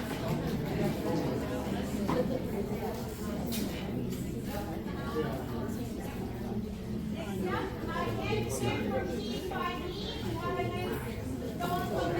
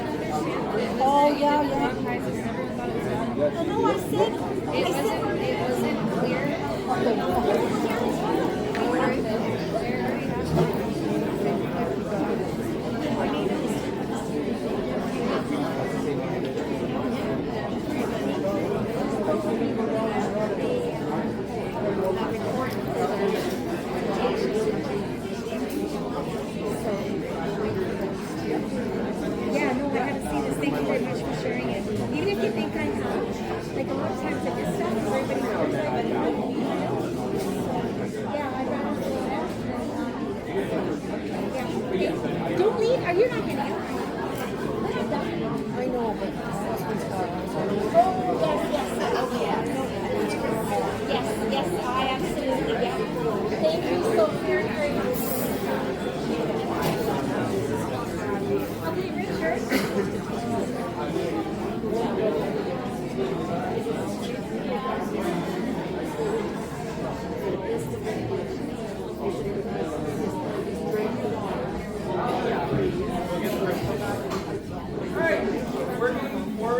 presentation. This is Corey right here. Everybody say hi, Corey. Alright, so she's going to do a presentation on the environmental aspects. There's a bunch of fun little characters that are inside her PowerPoint. I'm going to be operating the PowerPoint, so there's about a 99.99% chance I'm going to mess this up. So please bear with me. She's good. I'm not. But anyways, Corey, take it away. Thank you. Try my best to Me too. work action. Yeah, normally we're going to Yeah. Luckily for all of you, in lieu of the lack of a microphone, I'm also loud like a microphone, so we don't have to worry about that. And now that we're all feeling great from that last presentation, we're going to talk a little bit about impacts to environment and agriculture from a high-speed rail. But first, just to, lighten the day a little bit, I need two happies. I want to know something happy that's happened to you this week, today, I don't care. Two people. I want a t-shirt. Perfect.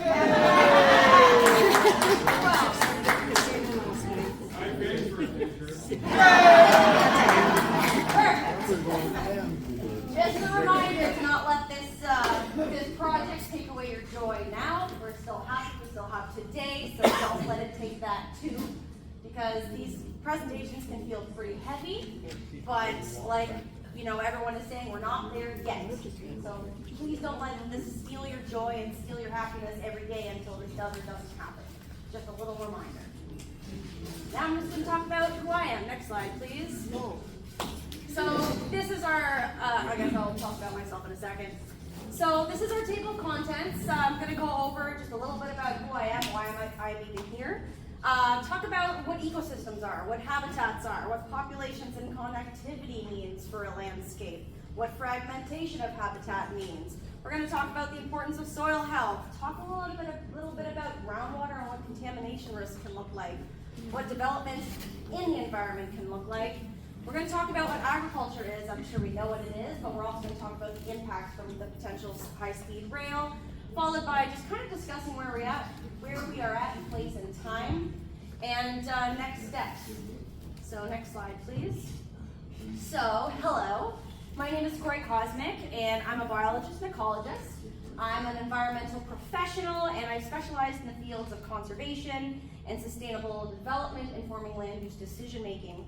I'm also the lead for the Rural Counties Action Network, so I'm sure you've seen me acting on Facebook, and if you haven't, I'm sure you will. And I'm sure you've also seen some of my signs all over the place that we had made by Exposure Signs, so thank you to them again. They've been amazing, and yeah, our committee is a team of 5 people who are just passionate about doing good by our communities and trying our best to stop this thing and make sure everyone comes out of this unscathed. I'm also the partner of a dairy farmer and the mother of a potential future farmer in our community, so this does also mean a lot to me on many different levels. In my career, I've worked as a management biologist, focusing my research on populations, spatial and rotocology of species at risk, so we can really understand what their populations look like, what their habitat use looks like, what their movement across the landscape look like, and how that data can be used to inform large-scale development, such as highways, wind farms, and any type of land disturbance. I also have experience in some contaminated sites management, and I've worked on road development, wind farm development, bridge replacement, so I've kind of had the ability to straddle both realms of both the environment and development, and also being a partner of a farmer, I kind of have a good understanding of what those implications look like also. Next slide, please. So, what even is an ecosystem and why is it even important? Well, an ecosystem is composed of both living and non-living things that are all working together to kind of support the overall function of that system. Kind of like a machine that has many different parts that need to work together in order for it to work. So removing any of those parts within that machine, so for example, say an engine, is going to significantly impact the health, the functionality, or even the survival of an ecosystem. And that's why it's really important to maintain the delicate balances of these systems, because we also depend on them. We are also part of an ecosystem because we too depend on clean water, sunlight, air, soil health to exist. And so without any of those things, us as a species would cease to exist. So that's why it's really important to be mindful about how land use and decision making in the context of large scale development is important to kind of have that broad understanding of how it's all interconnected. Next slide, please. So where ecosystems can be thought as a neighborhood, a habitat can be thought of kind of like a house, right? And a habitat focuses on what a species needs and what is required for that species to live. And a critical habitat is a term used by legislation, specifically as it relates to species at risk, to identify a place or a thing that that species needs to complete all life stages of its life. And if you remove a piece of that critical habitat component, it can result in the death of that species or an entire population. So areas such as hibernation sites, nesting sites, breeding sites are sometimes so significant to a species, they develop what's called a high fidelity to it, which means they return there year after year after year throughout the duration of their life. So removing any of these key areas can result in the death of that individual or a population, as mentioned before. Next slide, please. So, as you probably know, a population is the number of a species within a certain area. And movement between habitats within that area is what supports healthy populations. It helps species find food, find mates, recolonize after disturbances such as fires or droughts or any extreme events, but also maintaining genetic diversity, because we don't want animals having babies with their siblings, because that's going to tank any population. So where an isolated population is, that's going to result in that species decline. Animals in a population that's going to be less resilient to those types of changes that were mentioned. They disappear across time. And a disconnected landscape looks like isolated patches, where a connected landscape may look like kind of large patches of connected habitat that are linked by things like hedgerows, buffers, like in here. So this is Bob the deer, okay? Clicky, clicky, please. And Bob uses the edge habitat and the connective corridors within a disturbed system to still navigate its habitat and, you know, my words disappeared. And complete any life stages it needs to complete. Flora, it's been a long weekend. Next slide, please. Okay, so now we're going to talk a little bit about wetlands, and then we're going to kind of transition to what fragmentation looks like.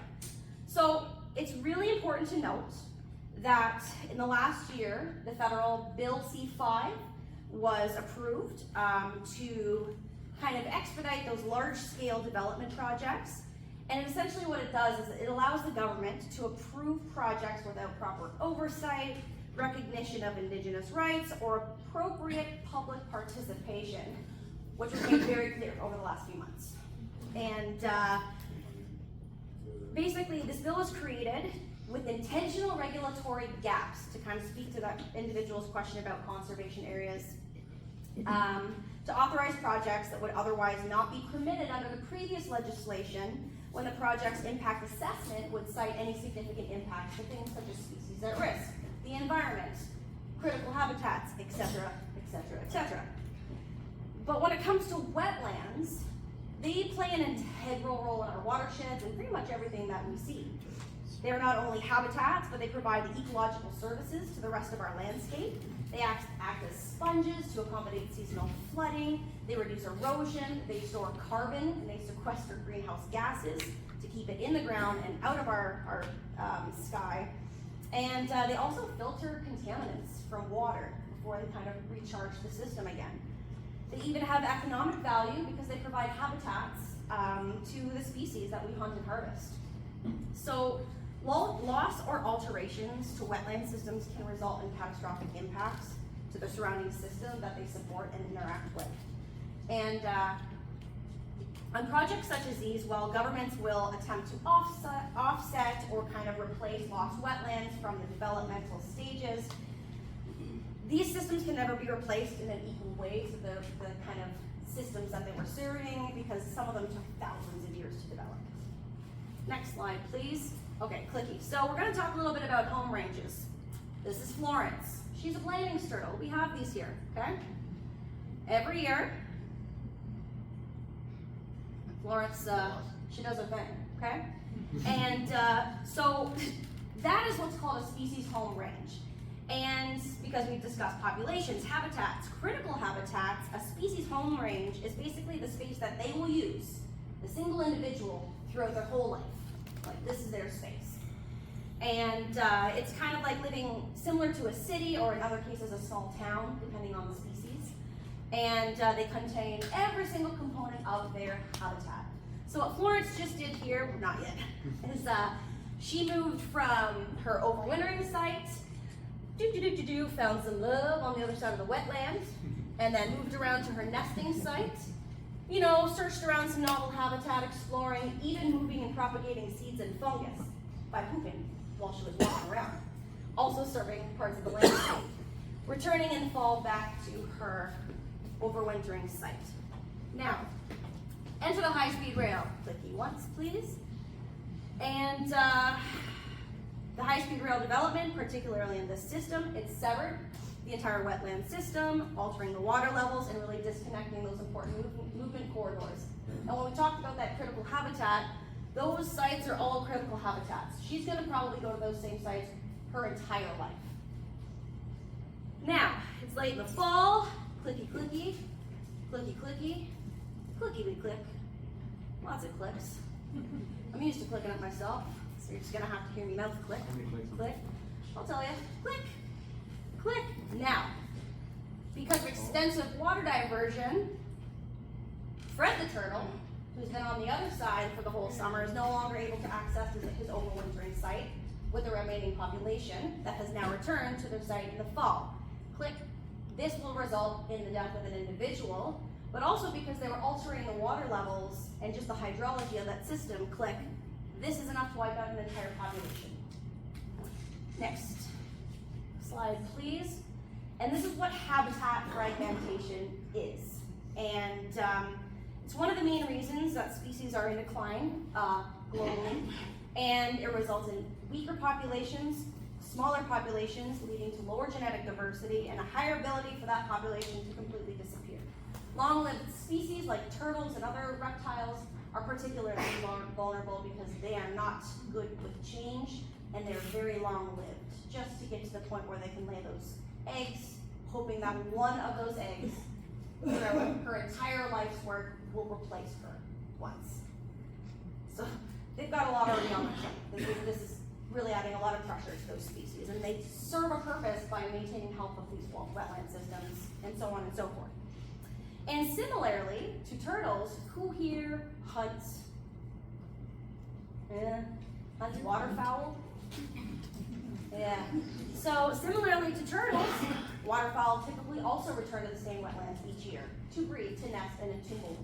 So losses to those wetlands, which means decline in species populations, which means decline on the economic benefits to the hunting industry as well. Okay, so when we're talking about soil health, can anybody tell me the 5 critical resources that are critical for our survival? Yell them out. Water. Yep. Air. Yep. Food. Yep. Healthy soil. Healthy soil. There it is, right? Soil is critical for Earth's survival and the sustainability of all things, and there are many benefits to healthy soil. They are obviously significant for agriculture, so it helps with consistent yields of food that are increased by the presence of healthy soils. It builds climate resilience because it can also sequester and hold carbon and greenhouse gases. And healthy soil reduces farmers' needs for further fertilizers, herbicides, pesticides, because it has its own little microorganism system that's also helping do the work as well. But healthy soil is obviously at risk from a high-speed rail and a project of this magnitude, because fragmenting farmlands, disrupting or destroying drainage system, increases exposure to things like contaminated runoff, developmental activities, and annual railway operations. And these things all are significantly increasing the risk to the decline of soil health, which would be in Eastern Ontario in the areas that this is currently proposed. And so threats to soil look like erosion, compaction, nutrient loss, contamination, loss of biodiversity, and the change to the chemistry, which is very important because you can't just plant the same plant in all different soil types. And of course, loss of the biodiversity of those little systems really declines the overall health of them. So next slide, please. Now, we talked a little bit about soil health, and we're going to kind of talk a bit now about groundwater and contamination. Contamination is kind of defined as something that can be introduced into the environment from construction sites or railway infrastructure activities, for example. And all those contaminants can migrate down through the soil into our groundwater and wells. And contaminants are also carried by runoff and by accumulated precipitation, rain, and they're carried into nearby water bodies, which can also destroy aquatic habitats and the water quality in those areas. And groundwater is water that is located underground, and it fills spaces, soils, rock crevices, cracks, sand, fractures, and pores beneath the Earth's surface. There's water below us all the time. And it's all part of this interconnected system, and that's where we pull our water from with our wells. And when it comes to a contaminant, the actual definition is essentially a substance that is physical, chemical, biological, or even radiological in nature, that when introduced to the environment can have negative impacts on soil, water, air, etc., and also human health and the environment. So things such as fuel, oil, chemicals, solvents, road or rail salts, de-icing agents, other types of chemicals, herbicide applications, pesticides, and I'm sure we've all heard the name PFAS, polyfluoroalkyls, or forever chemicals, also considered a contaminant because it has large migratory potential as well. We're going to talk about what that looks like. So when it comes to sources of contamination, we have things like our air emissions, so looking at emissions, particulate matter, methanes, gases that are released. For the surface level, we have spills, discharges, and releases of chemicals or contaminants, chemical or fuel storage or leakage or spills, runoff, or even contaminated fill that's been brought from one place to another. When it comes to subsurface, looking at things like tanks, pits, pipes, trenches, fill, and even waste disposal. Those can contribute to contamination of the ground. And when it comes to water, things like spills, leaks, discharges, or migration from other sources can contribute to contamination. Next slide, please. So when it comes to migration of contaminants, there's a lot of different factors that can contribute to it. And things like the gradients and gravity, things flow down. The topography of the landscape does play a role, and looking at the permeability of your soil media. Is it loose sand or is it a hard clay? That's going to play a role in the migrating potential of any contaminant. And even looking at things like trenches or those backfills or fractures or voids in the bedrock, those are pathways. Those are the different ways that contaminants can make their way down into the groundwater depending on the contaminant type and depending on, like I said, the soil permeability type and just what that rock beneath looks like. And of course, your groundwater table can, once there's a contaminant introduced into a groundwater table, then that can contaminate the entire groundwater table. And surface courses, like surface water courses with that contaminated runoff, will also carry contaminants into watersheds and areas such as those. So there's also sensitive receptors to contamination. So we have humans. We're vulnerable to toxicity, exposure, and duration of contaminants being present, especially those who are very young, very old, or very sick. When it comes to the environment, our water supply, air supply, any type of off-site migrations from a location are vulnerable, and there's even risk of liability from contamination. And when it comes to ecological receptors, we have flora and fauna, wetlands, watercourses, and species at risk. Even some things like heavy metals can be uptook into the plants that animals are eating and make their way up into what's called like the trophic level. So we can even end up harvesting an animal that has been feeding on something that's been feeding on something that's been feeding on some sort of contaminated materials. All right, next slide, please. So, the question is, you know, can a project like this contaminate groundwater? Yeah, it can. And why is that? Because some contaminants, particularly things like fuel or even solvents or even PFAS, they're highly migratory in nature.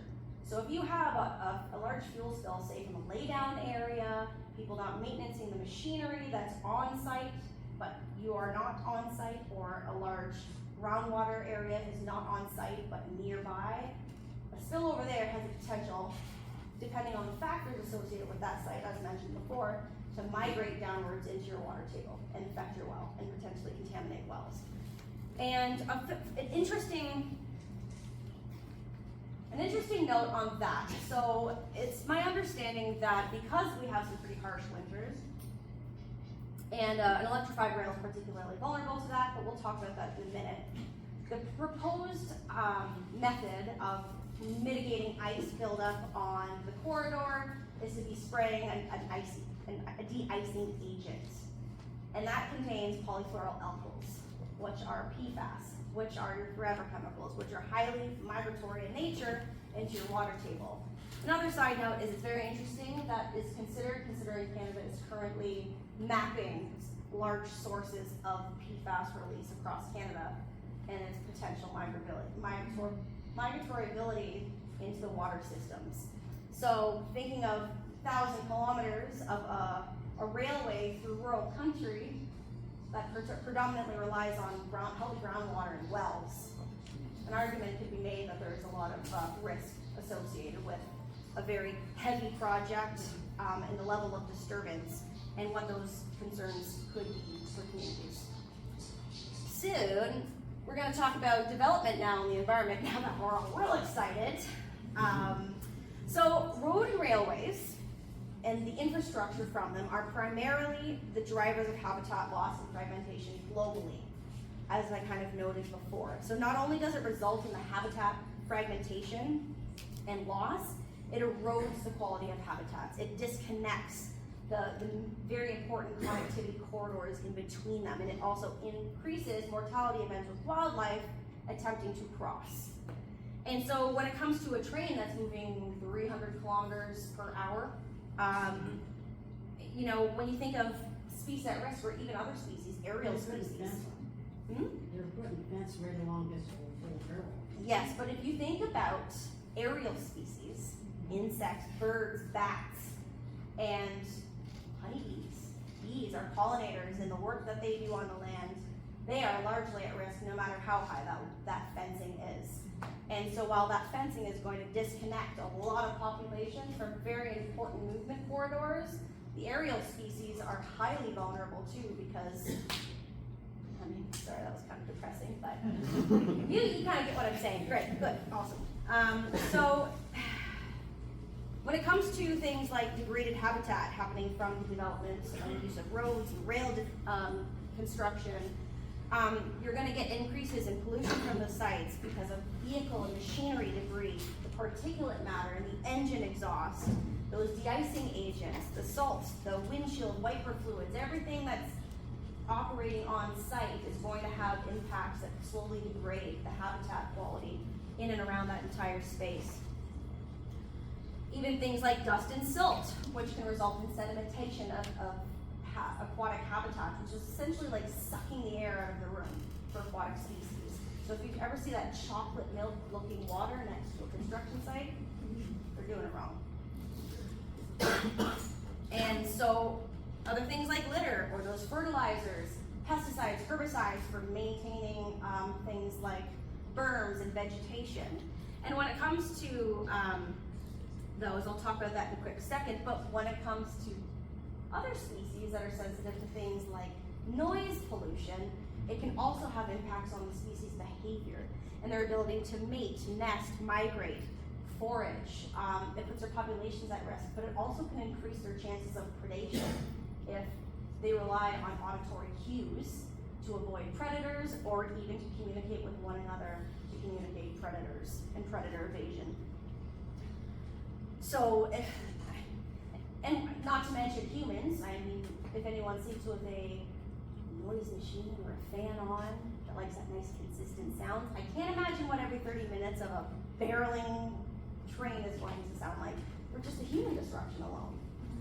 And when it comes to things like that, like I said, those railway maintenance activities, so controlling vegetation, scraping berms, removing things with chemical or manual application, ditching and things like that, that's going to increase erosion, runoff of sediments and contaminants, because now there's less root systems being held in those areas to maintain those structures.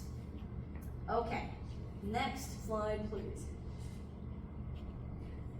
Sorry if I'm talking fast, I'm trying to be mindful of time, because I know sitting for a while hurts. Okay, so, as we know, and it goes without saying, that farmers and agriculture feed our cities. They secure our food sovereignty, and as prices go up, we pay more for food, while they pay more for materials, for fuel, and they do not get paid anymore. And so society, I think, has really detached itself from the source of its sustenance. And perhaps that's the reason for such a disproportionate level of support between rural and city populations. Because some people see convenience, while other people are just seeing loss and costs and declines in our food sovereignty and production. So we really need to take a step back to recognize the significant impact, or everyone needs to take a step back to recognize the significant impact that damaging thousands of acres potentially of the remaining Eastern Ontario prime agricultural farmland, what that's going to do to our nation as a whole. And I think it's really important that that's elevated in the city populations, because I think that's one of the components that they fail to understand is you're still going to be affected by this one way or another if we take more farmers' lands. And because agriculture is a global economy, there's so much here that can be made, right? If only we focused our efforts on supporting the systems that support us. A very wise farmer had once said, you know, instead of focusing $90 billion on this railway, why aren't we focused on processing our own food here where we grow it, instead of outsourcing it to other countries? Why aren't we investing in the remaining fertile lands and the people who care for them to keep our people fed, clothed, housed, and warm? I thought that was a really good point. So I really like to carry that message forward. Because our agricultural industry is a major economic driver. It contributes to our GDP in a significant way. Alongside employment, income, it also provides our nation and the global population with food and crop and cultivation and livestock. More than a train ever could. And they provide us those raw goods like textiles for shelters and even biofuel for energy. So they also support the science and tech industry. They revolutionize the way we farm. We build climate resilience into farming and reduce the impact that we have on the environment in order to keep our cities fed. And so our farmers steward the land, and recognizing that they need to keep the land healthy in order to get something back from the land. And they're constantly improving their sustainable efforts, but feeling the additional pressure to do that from the higher levels of government as well. Next slide, please. When it comes to the impacts from our agricultural community and what they would face from the development of a high-speed rail, the list feels infinite. But circling back to that health of soils, for one, farmers are going to often engineer their fields with something that's called tile drainage. And if you're not familiar, it's done to reduce saturation and flooding in areas where crops are produced, and it can cost hundreds of thousands of dollars to do. And so damaging or cutting through areas of drainage to put a railway in can result in more flooding, oversaturation of fields, crop failure, poor soil health, and even failure of existing tile drainage systems that now have way too much pressure put on them. It's like, you know, the group activity, no one shows up and the one person ends up doing everything. They're like, I hope this is good enough. That's how the tile drainage is going to feel when the surrounding system is completely just dismantled or damaged, and they have so much more to support. You're going to see that cascade effect of failure. There's been also growing concern that this rail is going to be affecting those drainage systems. And those drainage systems a lot of the time can even be found on existing maps because they're so important. And so provincial legislation provides a process that does protect landowners in circumstances where drainage is damaged from any type of development. And because this is a federal project and this is going to be under federal legislation, it does not provide the same buffers. And because there's been so many shifts in legislation, there's a lot more gray areas to work with, which was intentional. And so, again, this is going to result in crop failure, declines, and poor soil health in many of the remaining agricultural areas in and around the areas where development is going to occur. And if soil health declines, it's going to increase the need for fertilizers, more pesticides, more herbicides alongside more disturbance to the soil from more tilling, further degrading the quality of it.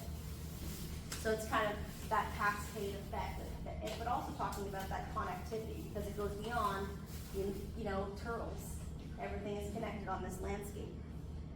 Okay, next slide, please. Actually, no, go back one, please. I lied. Never mind, doesn't matter. It's all good. And I know that they had just kind of, just trying to keep you on your toes there. And I know it was already just kind of discussed, but I will touch kind of in the context of farming, what expropriation is going to look like or feel like, because it's going to be a huge detriment to landowners and of course farmers.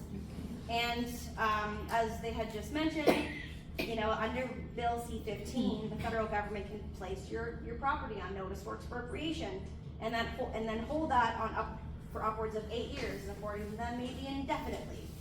So that's great. And having that first right of refusal if the landowner tries to sell their property.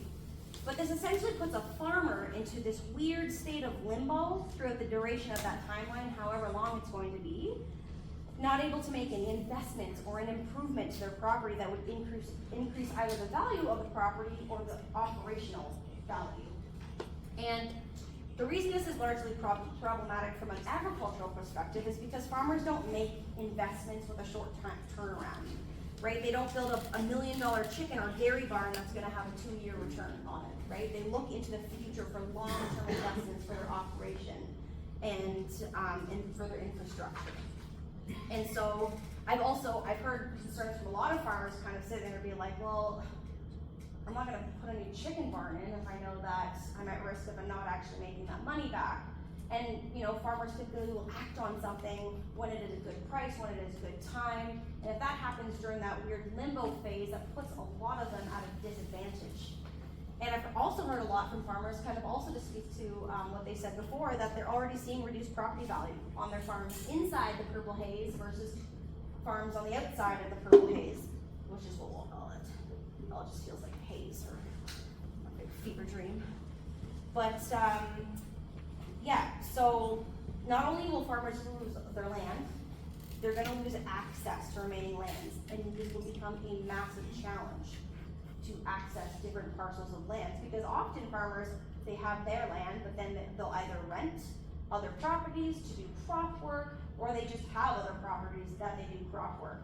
And so this nice little grid pattern in our municipalities is where they try to very much avoid the public, because these are massive machines that don't go very fast, and we want to, they try to just conduct their daily activities without being too much of a hindrance to others on the road. And so when it comes to access and roads, Alto has stated that each municipality will have minimal crossings occurring most likely at the busiest road areas. So this is going to result in dozens of orphan roads throughout that grid system that I talked about, and basically how our rural townships are composed. It's hard to imagine, like it's really hard to just try to imagine it. It just makes you feel crazy. So don't worry, you're not alone. We all feel a little crazy. And yeah, so they use these roads to utilize their fields, to move livestock, but also to move products. And annually and reported, there was about 220 collisions involving farm vehicles in Ontario, but that's just reported. A member of our family was in an accident just trying to get between farms on Highway 2, and they were in a collision, and it was significant. And when you're interacting with a huge machine, it's particularly dangerous for all people involved. And so, further reduced, like roadways that are kind of reduced to those narrow, larger trafficked areas are going to drastically increase commuters on those roads and farmers attempting to access their land on those remaining roads while trying to complete their just daily tasks, but they're now competing with daily commuters, buses, municipal services, and even emergency services. Also hard to fathom when I look at, I'm from Norwood, and so I think, okay, so minimal over underpasses, high trafficked areas, so that's what, Highway 38 and Highway 45? Oh my Lanta, I mean, I can't imagine how much longer that's gonna take a farmer to get from one field to another.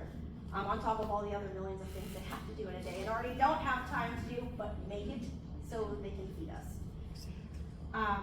And so, although this Alto project claims it's going to be reducing emissions and serving a greener form of transportation, our farmers are going to have increased fuel costs and usage simply because to complete the same activity daily, they have to double it, maybe triple it, or it's simply no longer feasible at all, which is going to also result in loss.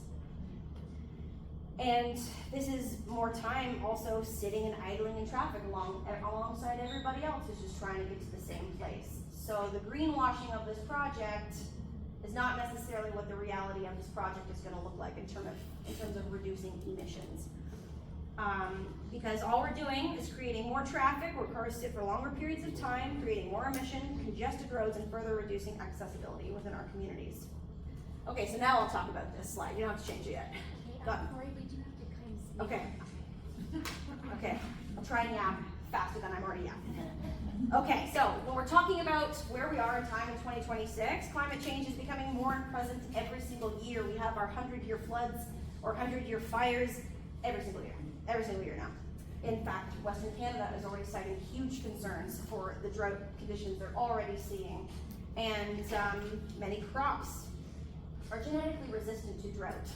So a bad year does not wipe out an entire crop. And even last year's drought, we saw crops starting to die from drought because it was so significant.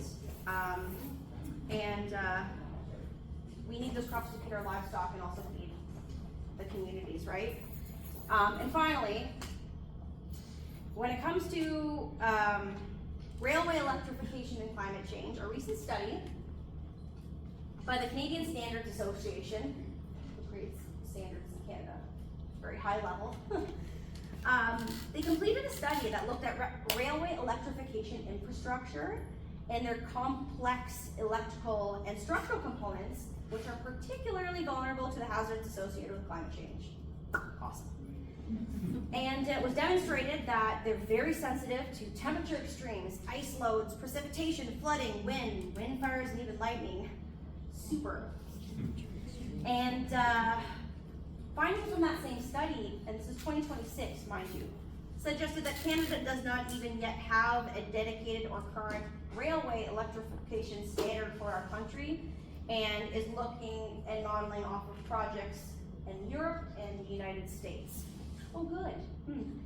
And they concluded with basically making recommendations that Canada does need to have their own standards that are going to incorporate the predictable considerations and changes resulting from climate change and these more extreme events that we're seeing in order to strengthen the safety, reliability, and long-term sustainability of our railway infrastructure, especially if it's going to be a high-speed rail.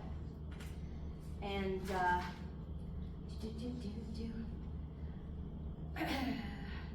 when it comes to things like, all right, I'm just gonna hop forward. All right, let's skip to the next slide. But these are very obvious concerns. You know, like I said, we live in a time where greenwashing a project is more favorable than actually doing work in a good way to ensure development can truly be completed in a sustainable way and with the environment and our future in mind. This rail project. It claims to be green, but it's gonna take decades and decades and decades to offset the carbon emissions simply caused by this project, and the loss of ecological systems that improve our climate resilience. It will never replace the loss of those wetlands. It will never replace the loss of farmers' fields that capture and store carbon. It just simply can't. And the project is, this project is not a green option, where there are far more practical passenger rail options with dedicated rail corridors and existing corridors that could do so much more and serve so many more communities with far less impacts to the communities that a train like this will not serve at all. And so I'll end it there. Last name is Osmond. That's their real last name, I swear. K-O-Z-M-I-K.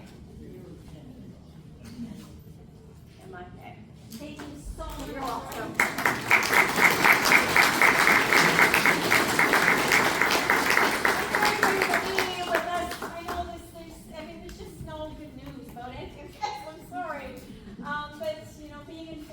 Is good news. And everybody who walks into this room is already more informed than the people that didn't attend. Because when they get that notice, they're not going to know they have 30 days to do something about it. So if you leave it to 31 days, you've already decided that you're in agreement, even if you're not. So make sure you share this information. I also realized I was kind of rude when I started. I was just so excited to see you so many people. I forgot to introduce myself. I was gonna say, Lori. Yes, you did. Yes, you did. So I'm Lori Tannehill. And if anybody, like I said, if anybody has any further questions, if anybody wants to put on a meeting in their area, if you want to form a group, if you want to do anything, and I can help. If you need me to stand beside you in your driveway in the farm, if you need whatever it is, I am there for you. Okay, so Richard, Richard? Yep. Are you, yeah? You're jumping, just go ahead. I'm just setting up for Eric. Okay. But yeah, I'm just going to say something real quick. Just touch base on what you just said there. There's a lot of doom and gloom. I'm sure everybody's going to agree with that. The lawyers, don't get me wrong, everything's fantastic information they're giving to you. But at the same time, like, let's be honest, it's not the nicest thing to hear. Does everybody agree? Yes. That's right. We don't want to have to deal with them. We don't want to have to go that route. But that whole little information session is to let you know that even as a last resort, we have a backup plan. Now we're learning about the environmental aspects. We're informing everybody of all the negative things that are going to happen. But don't worry, there will be no more negativity after Eric. There will be no more negativity, and we're going to start talking about positive things that we can do moving and going forward. So I know there's a lot of negative things, and even myself, I'm sitting there and I'm going, it sucks. Like everything we're hearing sucks.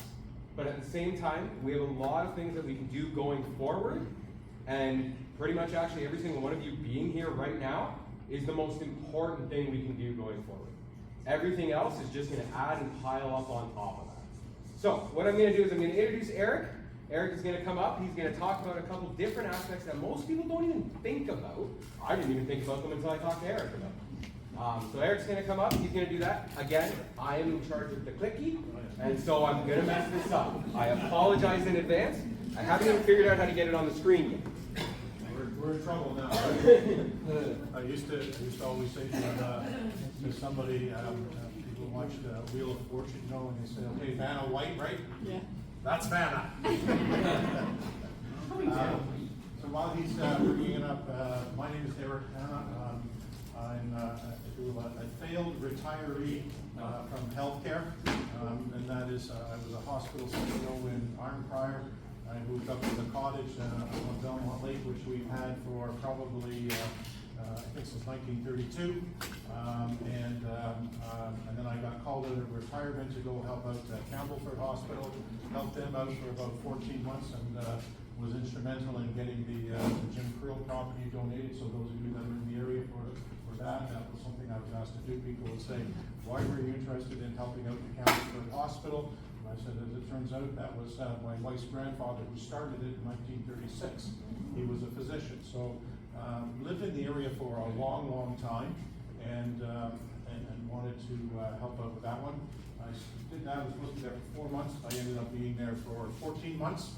And then I went back to the cottage, and things were going along very well. And then I get a call from the Minister of Health's office and says, you're the small hospital guru, we have another problem with another hospital in Alliston, how'd you like to go to there? I said, look at, I've retired twice now. Anyway, I can't find that thing called no, don't do it. So I went and I did that for 9 months, and that I finished about a year ago, and so far, I'm doing good. Retirement is good.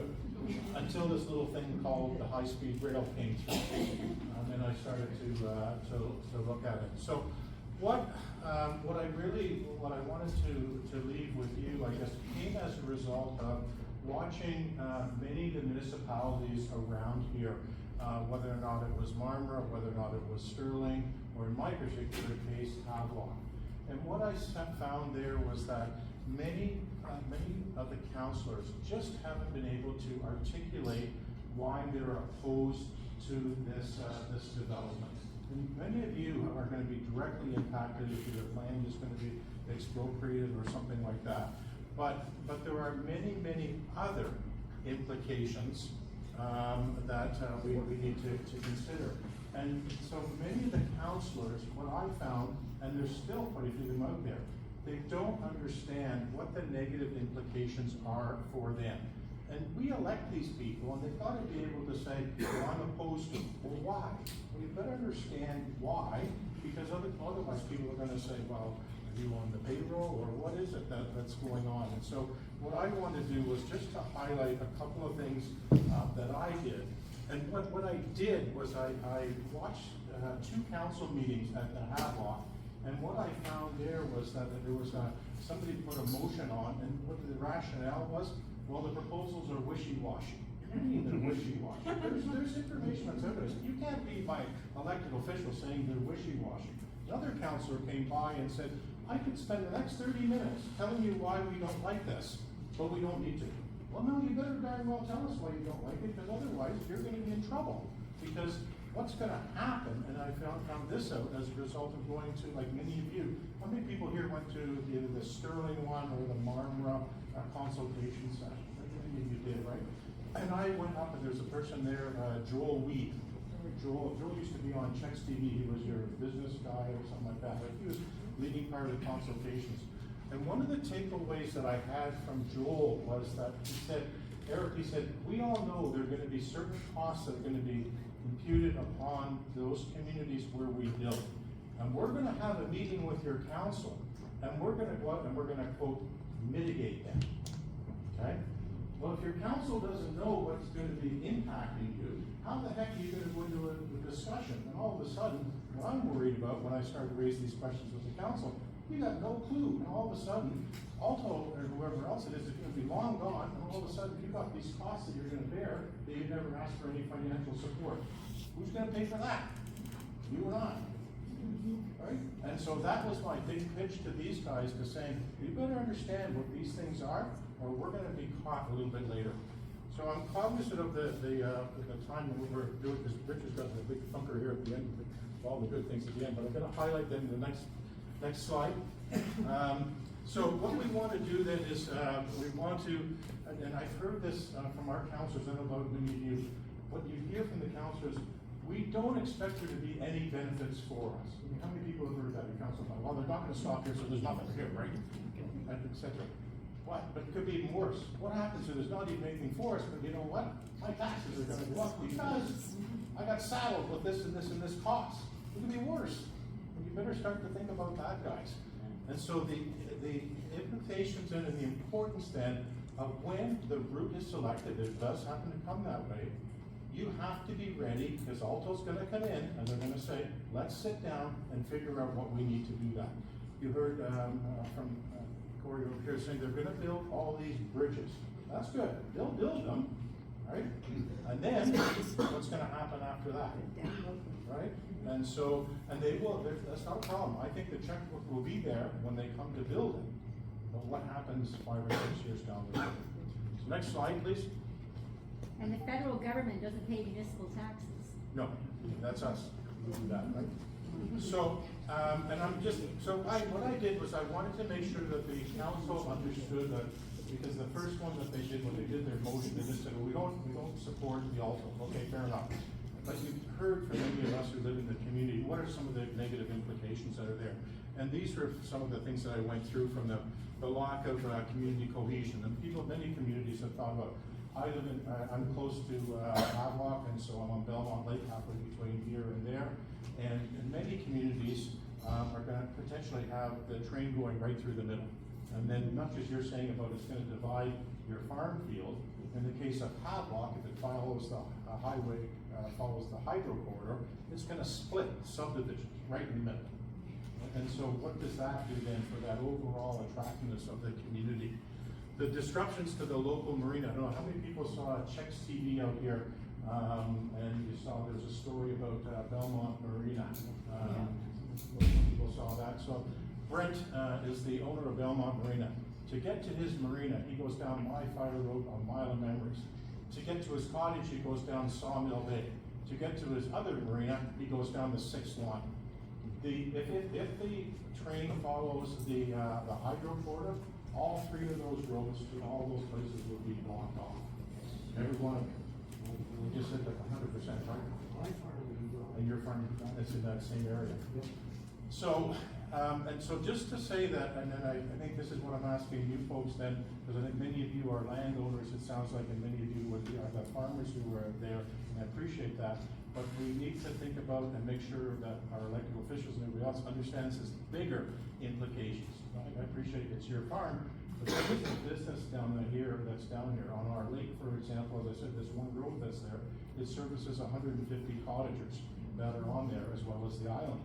You want to know what happened? I asked Joel, I can say these things, I guess, because he was at a public session. I asked Joel, I said, we've got a couple of cottages over there that if you cut off the road, then what will happen then is that they will become water access only. Imagine what happened to your property value there, became water access only. So that won't work on Belmont Lake because you know what, the marina's already full. There's no more room to put any boats in. So what was his response? We'll just buy them up. Write the check. Right? And so that's not what we want to hear. I think that you did an exceptionally good job. I'm not even going to try and talk about the environmental concerns. I got a bullet that had 40 pages, but it was really, really good. So I'm going to skip that one. But let me go to the next one, which are the ones that I think I want to really leave you with this. If you're talking to your local councilors, reduced property values. So many people then will be impacted in the sense that your property values will go down. Okay? My property value may or may not go down. I'm about a kilometer and a half away. But if everybody else's goes down, well, guess what? Then mine has to go up, right, in order to pay for that decrease in the taxes. So we're going to be paying for that. The increased road expenses, and you talked about it here. So I think what will happen is on one of those 3 roads that I mentioned, one of them may or may not get an overpass, or it won't be an under. They said they don't like doing under, they'd rather go over.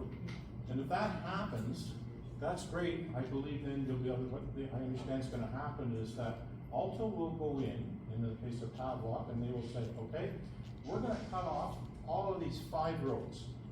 We think we'll build 1 road for you to get over top. That's it. And then everybody else, they're going to call them the service roads that go parallel to them. So they'll be beside them, right? And then you may, who knows where that's going to be, but they will sit down then with the town and hopefully with us, and they will say, okay, we're going to build 1 of those. And it'll get paid for, that's great, and they'll probably build the extra road. What happens then, my question is, what happens then in 6 years out, 10 years out, and that overpass, the bridge, needs to be repaired? Who's maintaining that? Who's doing all the extra snow removal on those extra roads that they have to build? That's us. Yeah. Okay? So all of those things are what I'm worried about. Again, it's going back to, we don't have any benefit. I get it. I'm probably not going to Peterborough to get on it to go down to Toronto or to Ottawa. But now, if I'm not careful, it's going to be actually costing me to do this. And to build those service roads, it's going to help save money.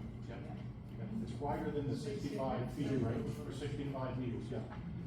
So the higher costs of emergency services as well, right? And so, and the example that I gave these folks is that if, for example, right now we have 2 fire departments, one in Havelock and one in Cordova. what happens if we put that, because right, the purple zone, if you will, right through the middle of our entire lake and north and south of it, I guess.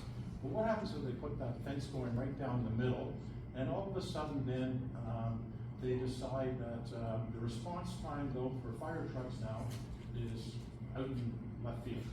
And it's just too much, it's too expensive, or it takes too long to get there. My message to the councillor was to say, you better figure that out now, because you know what? In 5 years' time, when people come to you and say, you know what? We should have established another fire department up in Cashabah Lake, 20 minutes north, or wherever the case may be, because we can't get the other pumpers and all that kind of stuff there in time. Guess what? Alto's gone. We're gonna instead be paying for the new fire hall. Yep, that's us. Right? So that's my message to the councilors is you guys have to start to think about what are all these things that we possibly could be impacted by now, so that if Alto did come in, and they will come in to those places where they're gonna be there, be ready to negotiate. Okay? And I think what it goes to then is to say that we need to make sure that our councillors are educated on this, they spend the time, they need to, many of our small councils, they've got what, 3 people in roads and they don't have any engineers on staff, like who do you think's gonna do this, right? So they need the time to go out and do this. But what I understand is gonna happen is that Alto will, quote, pick the route, it'll be narrowed down from the 10 kilometers down to a 1 kilometer range, but they won't show you which roads will have overpasses and all that kind of stuff. All that has to happen in the next go round. We have to be ready for what some of those scenarios are. So this is the discussion that I did to the council, and following that, we had a detailed motion now that included many of these things that I've talked about, and I think then hopefully now we're ready to move forward. I have no idea where we're at in the timelines, etc. But I ask you just to think about some of those things that are going to happen potentially in the future that we will want to have mitigated now, not down the road. So otherwise it will be all of us. Sorry. Yeah. I think Is there, kind of like a timeline that Alto is gonna say, okay, this is our route? Or you just all just float, like, are they gonna say, we'll I was told expand it in a year, like we'll tell you in a year? I was told that I have been to 3 of the sessions, okay, so I'm not, you get kind of scared, or you get gone down a deep rabbit hole. All you do is follow Facebook, I don't know where it is. But the answers that I got from most of them were to say that it's in the fall when they would confirm the route from Ottawa to Montreal.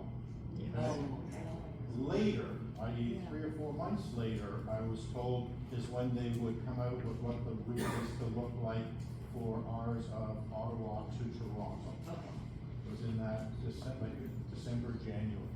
Now, that's what I was told by those folks, and who knows what's going on. And that depends which one you asked. And then it depends which one you asked. Well, yeah, no, exactly, yeah. There were a couple other comments? There's 2 routes that I saw, there's 2 routes that they picked. They got one towards Madoff area, one going through Toronto. I was just wondering when the final. Yeah, so they've got, so the big one is really to say, if, for those of us, for ourselves, we could not even have it going through our area if they pick the route that goes down near Kingston and then out into Norwood. Regrettably, Norwood, one way or another, you get it, right? It doesn't matter if it goes south or it goes north, right? If it goes again. So there's one back here, then I'll come to you. You can't see her, I can see her. Yes. I'd like to thank the mayor of Marmora for some medical construction repairs, and are you available to answer any questions on after this session? Did you read the story? Your town council? Who did that? No, your mayor is here, and I think it's important, and I don't know if she's here, yes, I've met you before, but I think most of them know what they are. I'm just cautioning, I'm just afraid that Alto's gonna come in, and no disrespect to our council, I've been in small hospitals before for a long time. It's not the same as the big hospitals. We don't have the resources. They're gonna come in and they're gonna know what they have to negotiate, and I just wanna make sure that you're ready. If that's all, my only message to you, okay? That's all it is, I'm not. Great message.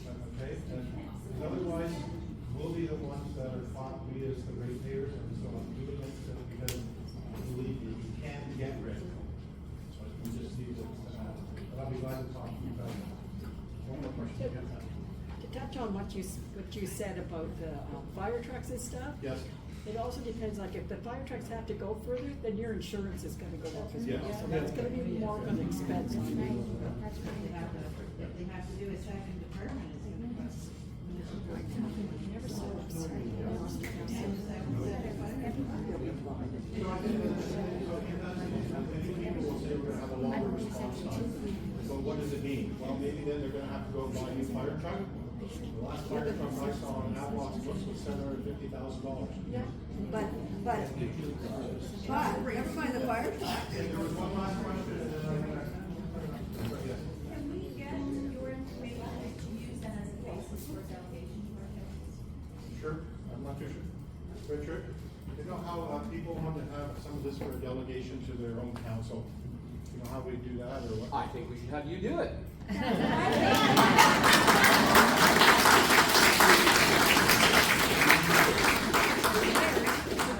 Obviously, that's up to you.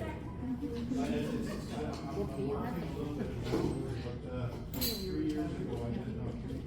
You're in 3 years ago, I went around to all of the councils around here and talking about the need for the redevelopment of Campbellford Hospital.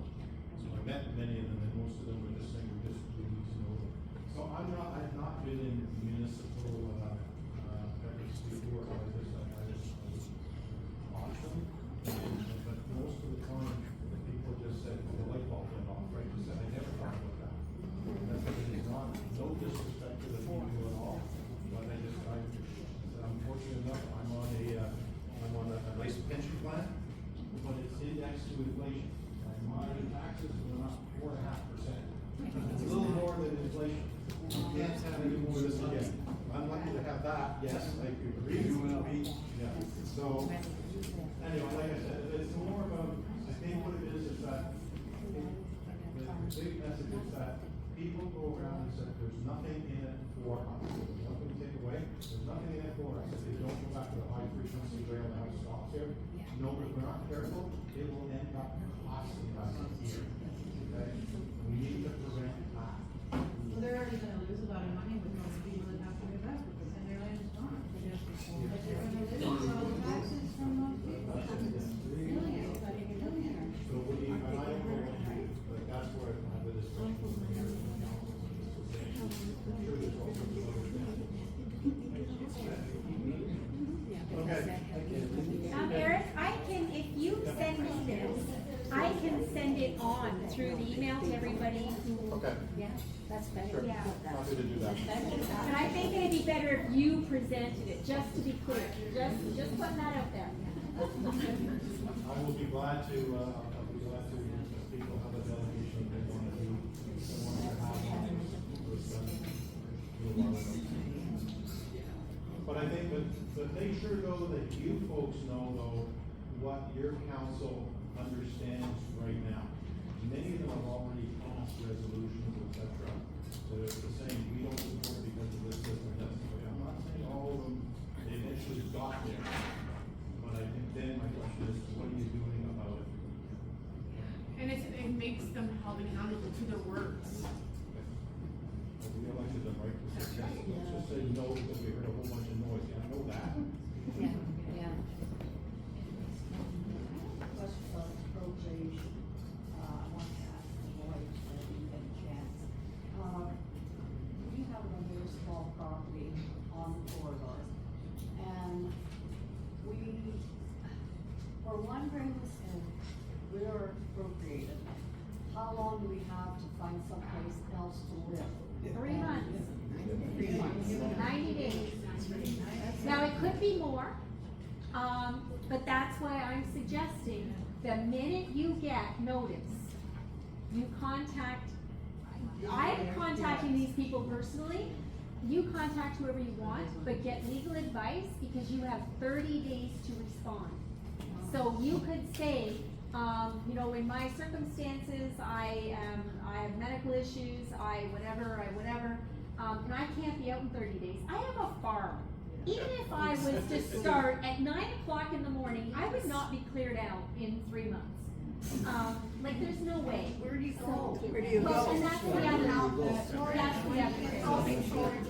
So, there is no farms. There is no farms in Hastings County. No, So, especially for you guys, for I'm a both business. farmers. Yeah. Where are they gonna find There the is same none. piece of land as what you own now, Yeah. somewhere else? There isn't. So that's why we all have specific questions to us, and that's why you need to put their number down and put it on the fridge. So when you get a notification, you're not looking around the house for that number that you know you have somewhere, because it's gonna be right on your fridge and you're gonna contact somebody and say, I need help. Do they do like groups or just individuals? Well, it's hard for them to do groups, specifically, because my situation is different than yours, which is different than yours. But what it does help out with is, in general, Marmora is pretty basic, you know, the same. So if all of us from Marmora with them, then they don't have to do a whole bunch of legwork about Marmora for 12 people. They can do it once for 12 people. But we're still going to be individualized. Yeah. So, and the same there. So when you leave here, you start a meeting there. Don't wait for your council to do it. I'm telling you, don't do it. This wasn't on the card. So, yeah. They only talk about their point. Yeah. So, if you issue the letter, you have 3 months to get out. Yeah. So they're not gonna be using your property right away. It's gonna take them years to get that land. Do you have the option to rent your property? That will be, I'm guessing, that will be, a discussion between your legal team and them, because expropriation means you're off. So unless some other terms have been negotiated, 90 days means 90 days. And you've only got 30 days to obtain your counsel, get your information together, it's not a 5-minute job, it's gonna be work. So the moment you get that in your hand, call into work sick, call legal advice. If I can touch base on that one, actually. When it comes to the appraisers and the expropriation lawyers, again, like, she's not making a commission, I'm not making a commission. But when we get that 1 kilometer route that is made public, I recommend just having them ready. Because when you get that notice from Alto, and you've got 30 days, that's not enough time. You're gonna have to already realistically have these things done and ready to go. Sorry, did you say louder?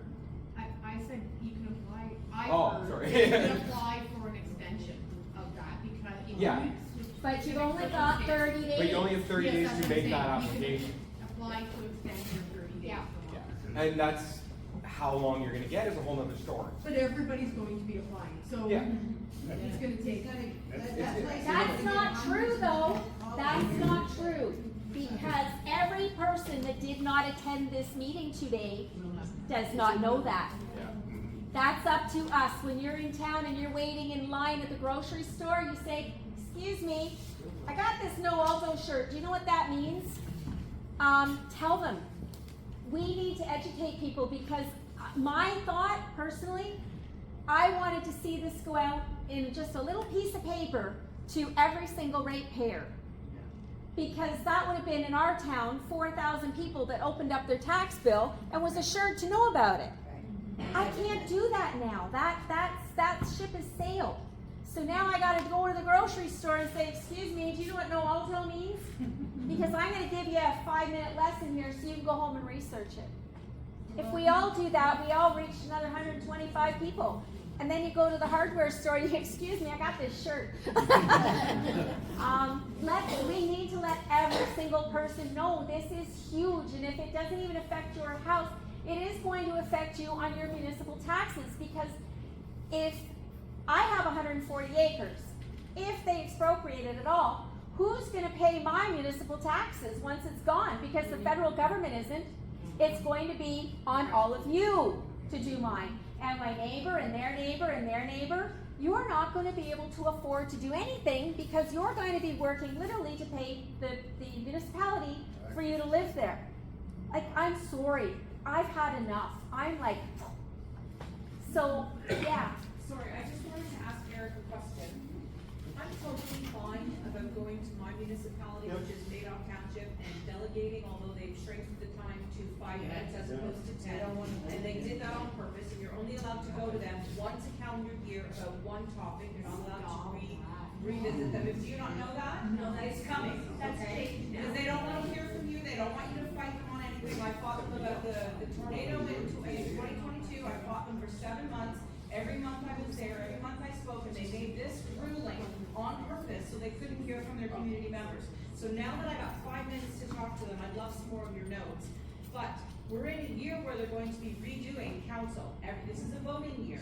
So we could go now and we could spew our guts and give them our 5 minutes, but there could be none of those people in seat come October. But these are the ones that have to seat it. Yes. They have to seat it for the next council. Do you think they will be responsible enough to do that, Lori? Depends how many people are at your front door. They have to go. You need a key. Make it no election issue, right? Well, I don't mind going, and I don't mind gathering as many people in my community as possible. I have enough contacts from the tornado thing. I can do that. That's not a problem. I don't mind. And I don't even mind doing a town hall thing. I don't mind doing something like that for us. You did know that you could do the delegation. Yes. I don't mind doing delegation. Yes. But if we piggyback. But all I'm saying though is that you can still do written correspondence Yes. to them, right? Yes. And again, with this respect, the councilors that are here, I've seen what you do, and I've been on boards before.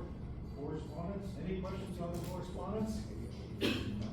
So, and So to that's add to why that, I they think don't the respond. delegations Exactly. were better. I was very fortunate, Jim Martin, the mayor, he said, Eric, he said afterwards, he said, you only have 10 minutes, he said, you notice I let you go for 20 minutes. I said, you guys know who I am, you don't speak, so it was okay, but I was, engaging, right? But you can do the written submissions. Yes. I caution you that I don't know that the message is as clear. Our council members don't get back on emails, they don't. No, but this is a letter you can write to the mayor and probably the CAO, and it will get tabled in as being correspondence Yes, to of course, council. of course. Okay? But it's always better to do that first, then go in as a delegate. Doesn't matter. Yeah. When I went to council, I actually phoned up all the council members, because I expected to see it in the motion, it didn't get through, and then I said, well, the first time, and then I just said, no, I'll go do a delegation. And when they did that, we did the delegation, motion this time, we started to do the delegation, and it was done. So you can do both, right? But if you correspondence and the delegation, Yes. you just sit there and give your 5 minutes, it'll be better than, right?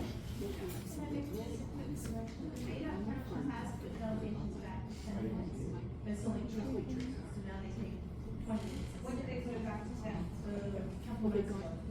We've got some that are on that road. Yeah, in the fall. And as I said, you can do it that way here, but I've found all the councilors, I walked down the street as, 5 councilors, I got them all, I talked to each one of them for 15, 20 minutes. It wasn't like, you can do it by council, but quite often, sometimes some people just have their own thoughts, so they just never even got to raise the council meeting. One of our councilors, she said, Eric, I'm really worried about what it's gonna be if I was electrified train going down our coast and send through to our fire emergency services, how we're gonna be able to respond to that.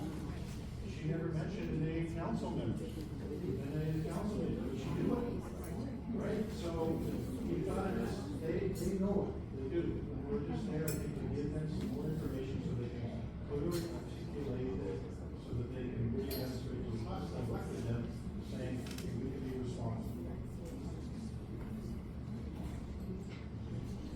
So what we're gonna do is I'm gonna go over a couple different things that we can do going forward and moving forward. I apologize, my throat sounds like crap. I've been talking for the last 3 months straight. And then after that, everybody can ask any one of the people that present any questions you have, obviously except for the lawyers because they're not here anymore. But you can ask Lori questions, Eric questions, Corey questions, myself questions. Heck, you can ask anybody you want questions.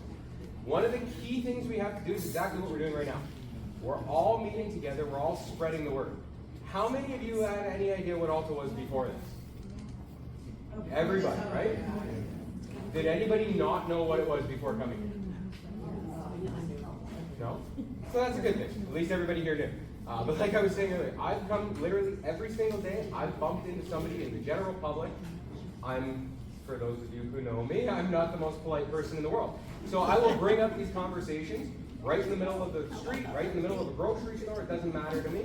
I'll start talking about it. And I, every single day, have met at least one person who had no idea what I was talking about. That's our job.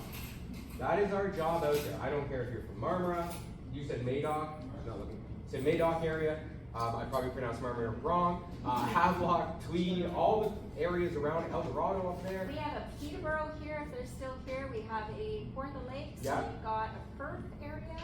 We got Camden. Camdenese. Yeah. Camden, I don't even know where that is. It's close to Kingston. Oh, okay. We're happy But yeah, to that's take our Kingston job now. down. Is we need to go out, we need to talk to everybody that we can, we need to spread the word. Social media, I'm sure some of you have seen me on there, I'm rude. But on social media, in person, doing everything you can. This list right here is crucial. This has emails of members of parliament. This has emails for MPs. This has, what else does it have? Senators on the back end side of it. So everybody who wrote their information down on that piece of paper is going to get one from Lori. I'm assuming you're going to send that out? Okay. Lori's going to send that out to everybody so that you can contact those people. That'll get us moving forward with the political aspect of it. For anybody, based on who it is that is your representative, I don't know everybody's representative. I spoke with Shelby this morning, I said it briefly. She wanted to be here, but she 110% wants to hear your story. She wants to bring that to Ottawa. That's what your representative is supposed to do. If your representative is not doing that, that's our job again, to get on top of them to do that. After all, this is a federal project. We do have some municipal representatives in the room today. There's a lot they can do, but there's not a lot they can do. Because at the end of the day, it is a federal project. So, don't get me wrong, you can still bug them. They can help get the community aware of it, so that the community can actually fight the federal government or the Alto. 100%. That tax thing. We need all the help we can get. The tax thing is a huge one. I think all municipalities should be sending it out in their tax forms. Yes. Because that's a little, most of them already have newsletters in there. Or you They can it just on send there. them out, don't even worry about, just send out the notice that all the train is going through here, your property, our roadway, or access to your property could be ended. My only concern with it just sending it out is most people, myself, I just throw flyers in the garbage. If it comes in my tax form though, I'm gonna read that. The only one that has the addresses of everybody is the tax office, like the municipality. We can't do it personally because we don't know them and can't get them. The only one that can help us is our council. To get the people aware that pay the taxes to this community and to them to help them, but they don't wanna help them back. They should be the ones that send them out because they're the only ones with access to the addresses. And another thing with the signs, if we made signs to help with your expropriation and put the lawyer's names on it, people might go, what do you mean by expropriation? They might start asking people here and see the train, they go, oh, the train thing. It's not a bad idea to have But some you word need to written on scare there. people and go like, come on, our community's gonna be cut in half, wake up, you could lose your land, there's nowhere for you to move, you're either gonna be homeless in another province or in another country. There's no other choice, there's no homes for us to go to or buy, and you're given, by the time they settle it, I don't even know how when they pay, within the 30 days, 60 days, or 90 days, good luck finding something. Yeah, no, we're gonna go. Well, Like, there's Mark, no, you already- and you gotta pack the milk. Live on this front doorstep. Mattress for your car. We still have about the last portion of our tax bill for the rest of the year. Yeah. Did they not put in something for Alto? I have. You'll have to ask your municipal representatives, you'll have to email them. Don't be rude, be polite, be nice. Pardon? Put it in our tax bill. I have. Yeah. What did you say? What did they say? There was no motion passed to discuss it, and I wasn't asked any questions when I spoke. So a whole bunch of us called. And I was fun. So that's the key, is I getting don't need emails to out. put that. I know, we can only try, I know. I mean, we're here now, why not ask them right now? Where? Well, Oh, sorry, I have to admit, I don't have my glasses on. So after this second row, I can see colors. If there's two members of our council here, why don't they answer to that? Why can't they put it out there? Okay, well, I get everybody's just a color past the second row to me, so, yeah, can we answer that, whatever, however? Might not be forum. No, I don't know, But if they we yes and no, and we'll get back to you, I Will don't they think. actually consider putting out a notice to all ratepayers?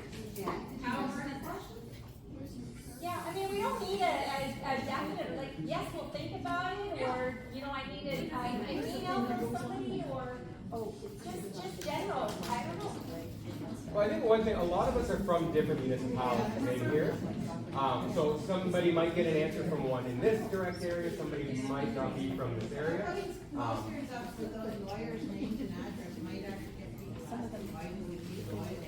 The only issue with that is I don't know the legalities on us advertising a law firm. Yeah, I don't. So we would have to confirm that with them, I don't It know. has to be, that looks makes it look like you don't use this when you're in trouble. Yeah, I but it will be on literally this, hello.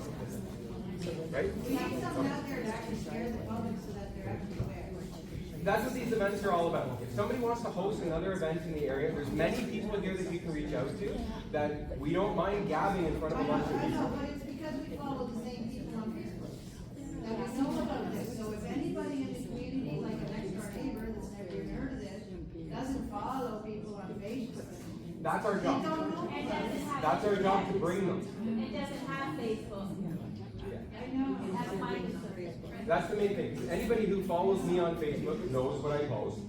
Like I said, I'm not the nicest person in the world. But if you follow me, you're going to know that I advertise. If you follow Lori, then you're going to know that she advertises. Your job, as everybody who was here or is here, is to bring somebody who doesn't follow us. I'm not saying follow me on Facebook or get people to follow me on Facebook. Get them to be me. Because then we can all discuss moving forward, email lists, signs, shirts. Signs and shirts is what's going to bring up the conversation in public. If you're wearing this hat, for instance, you know how many people have asked me about this hat? I literally am walking in a grocery store today to buy straws because I didn't actually have any. I apologize. Not straws, sorry, stir sticks, and that's why they're wheat. Weirdest thing I've ever seen. But anyways, I'm walking through and somebody said, "What's that all about?" Boom. That's why I was late today. Because I started talking. I've been more, I know more people. I think what's important too is we actually gotta get people right across from BC to come down to Newfoundland. And them getting their communities or something out there somewhere to say, no, we do not support this either, like right to the federal government. Well, That was my next point. It was going to be reaching out to family members that don't live here. People that don't live in Ontario, that don't know what's going on. To reach out to those people. They're all paying for it. At the end of the day, we're all paying thousands and thousands of dollars and not even addressing what Eric went away. I'm talking just the upfront $90 billion. But reach out to family members that you have. I have a sister in Nova Scotia. Trust me, she hears me bleeding ears every single time I speak. If you have family anywhere else in this country, reach out to them. They don't necessarily have to be people right here, but there are people, I can guarantee you, Alberta, BC, Saskatchewan, I'm not going to name them all, so I'm going to get one wrong. But I can guarantee that no idea what is going on right now. No idea this is going on. We don't even Reach know out. here.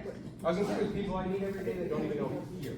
So When I reach talk out. about what we're gonna do when we move, like, I've talked to you before, I'm absolutely terrified if it burns up this year. It's the last year to do it. They're gonna start a big freaking forest fire and take it.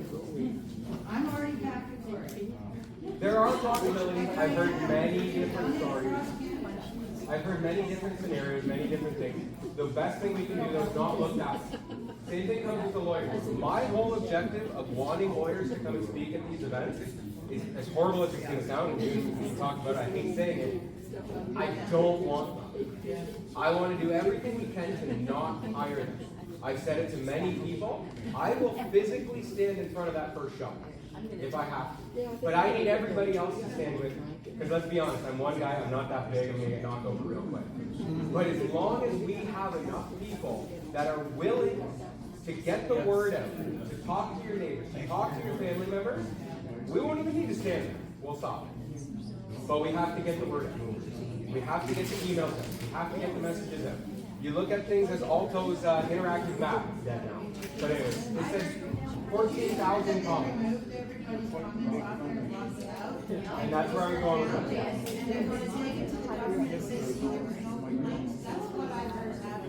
That's where I was going with that. If you go on there, not anymore, but if you went on there before, it said 14,000 comments each. There was a lot more than that on. They've been removing them, or maybe people haven't been putting them in properly. I don't know what the case is. I'm not going to make accusations. I just did. But by going with direct emails to people, which Lori will email everybody a thing, they can't deny it. They can try all they want, but when their inboxes are flooded, they can't deny it. And I don't mean harass people or flood, but I mean get the emails out, get the communication, talk to everybody that you know, talk to people across the country. We'll keep doing these events. We're going to keep bouncing around. Follow people on Facebook that'll spread it around. That's a good way for us to get it around quickly. Geez, what did I hit in the last month? I hit over 1 million people. So let's just keep spreading it around, keep getting that information. But as you see, there's still people every day that you meet that don't know anything. Yep. And there's still people that say, oh, don't worry about it, there won't be a train. I don't believe there's going to be a train, but the expropriations are real. Look at Pickering Airport. Those people, you know, they probably need American who's never going to be an airport. Well, they didn't end up with houses. So we're That's not much to say. Yeah. Yeah.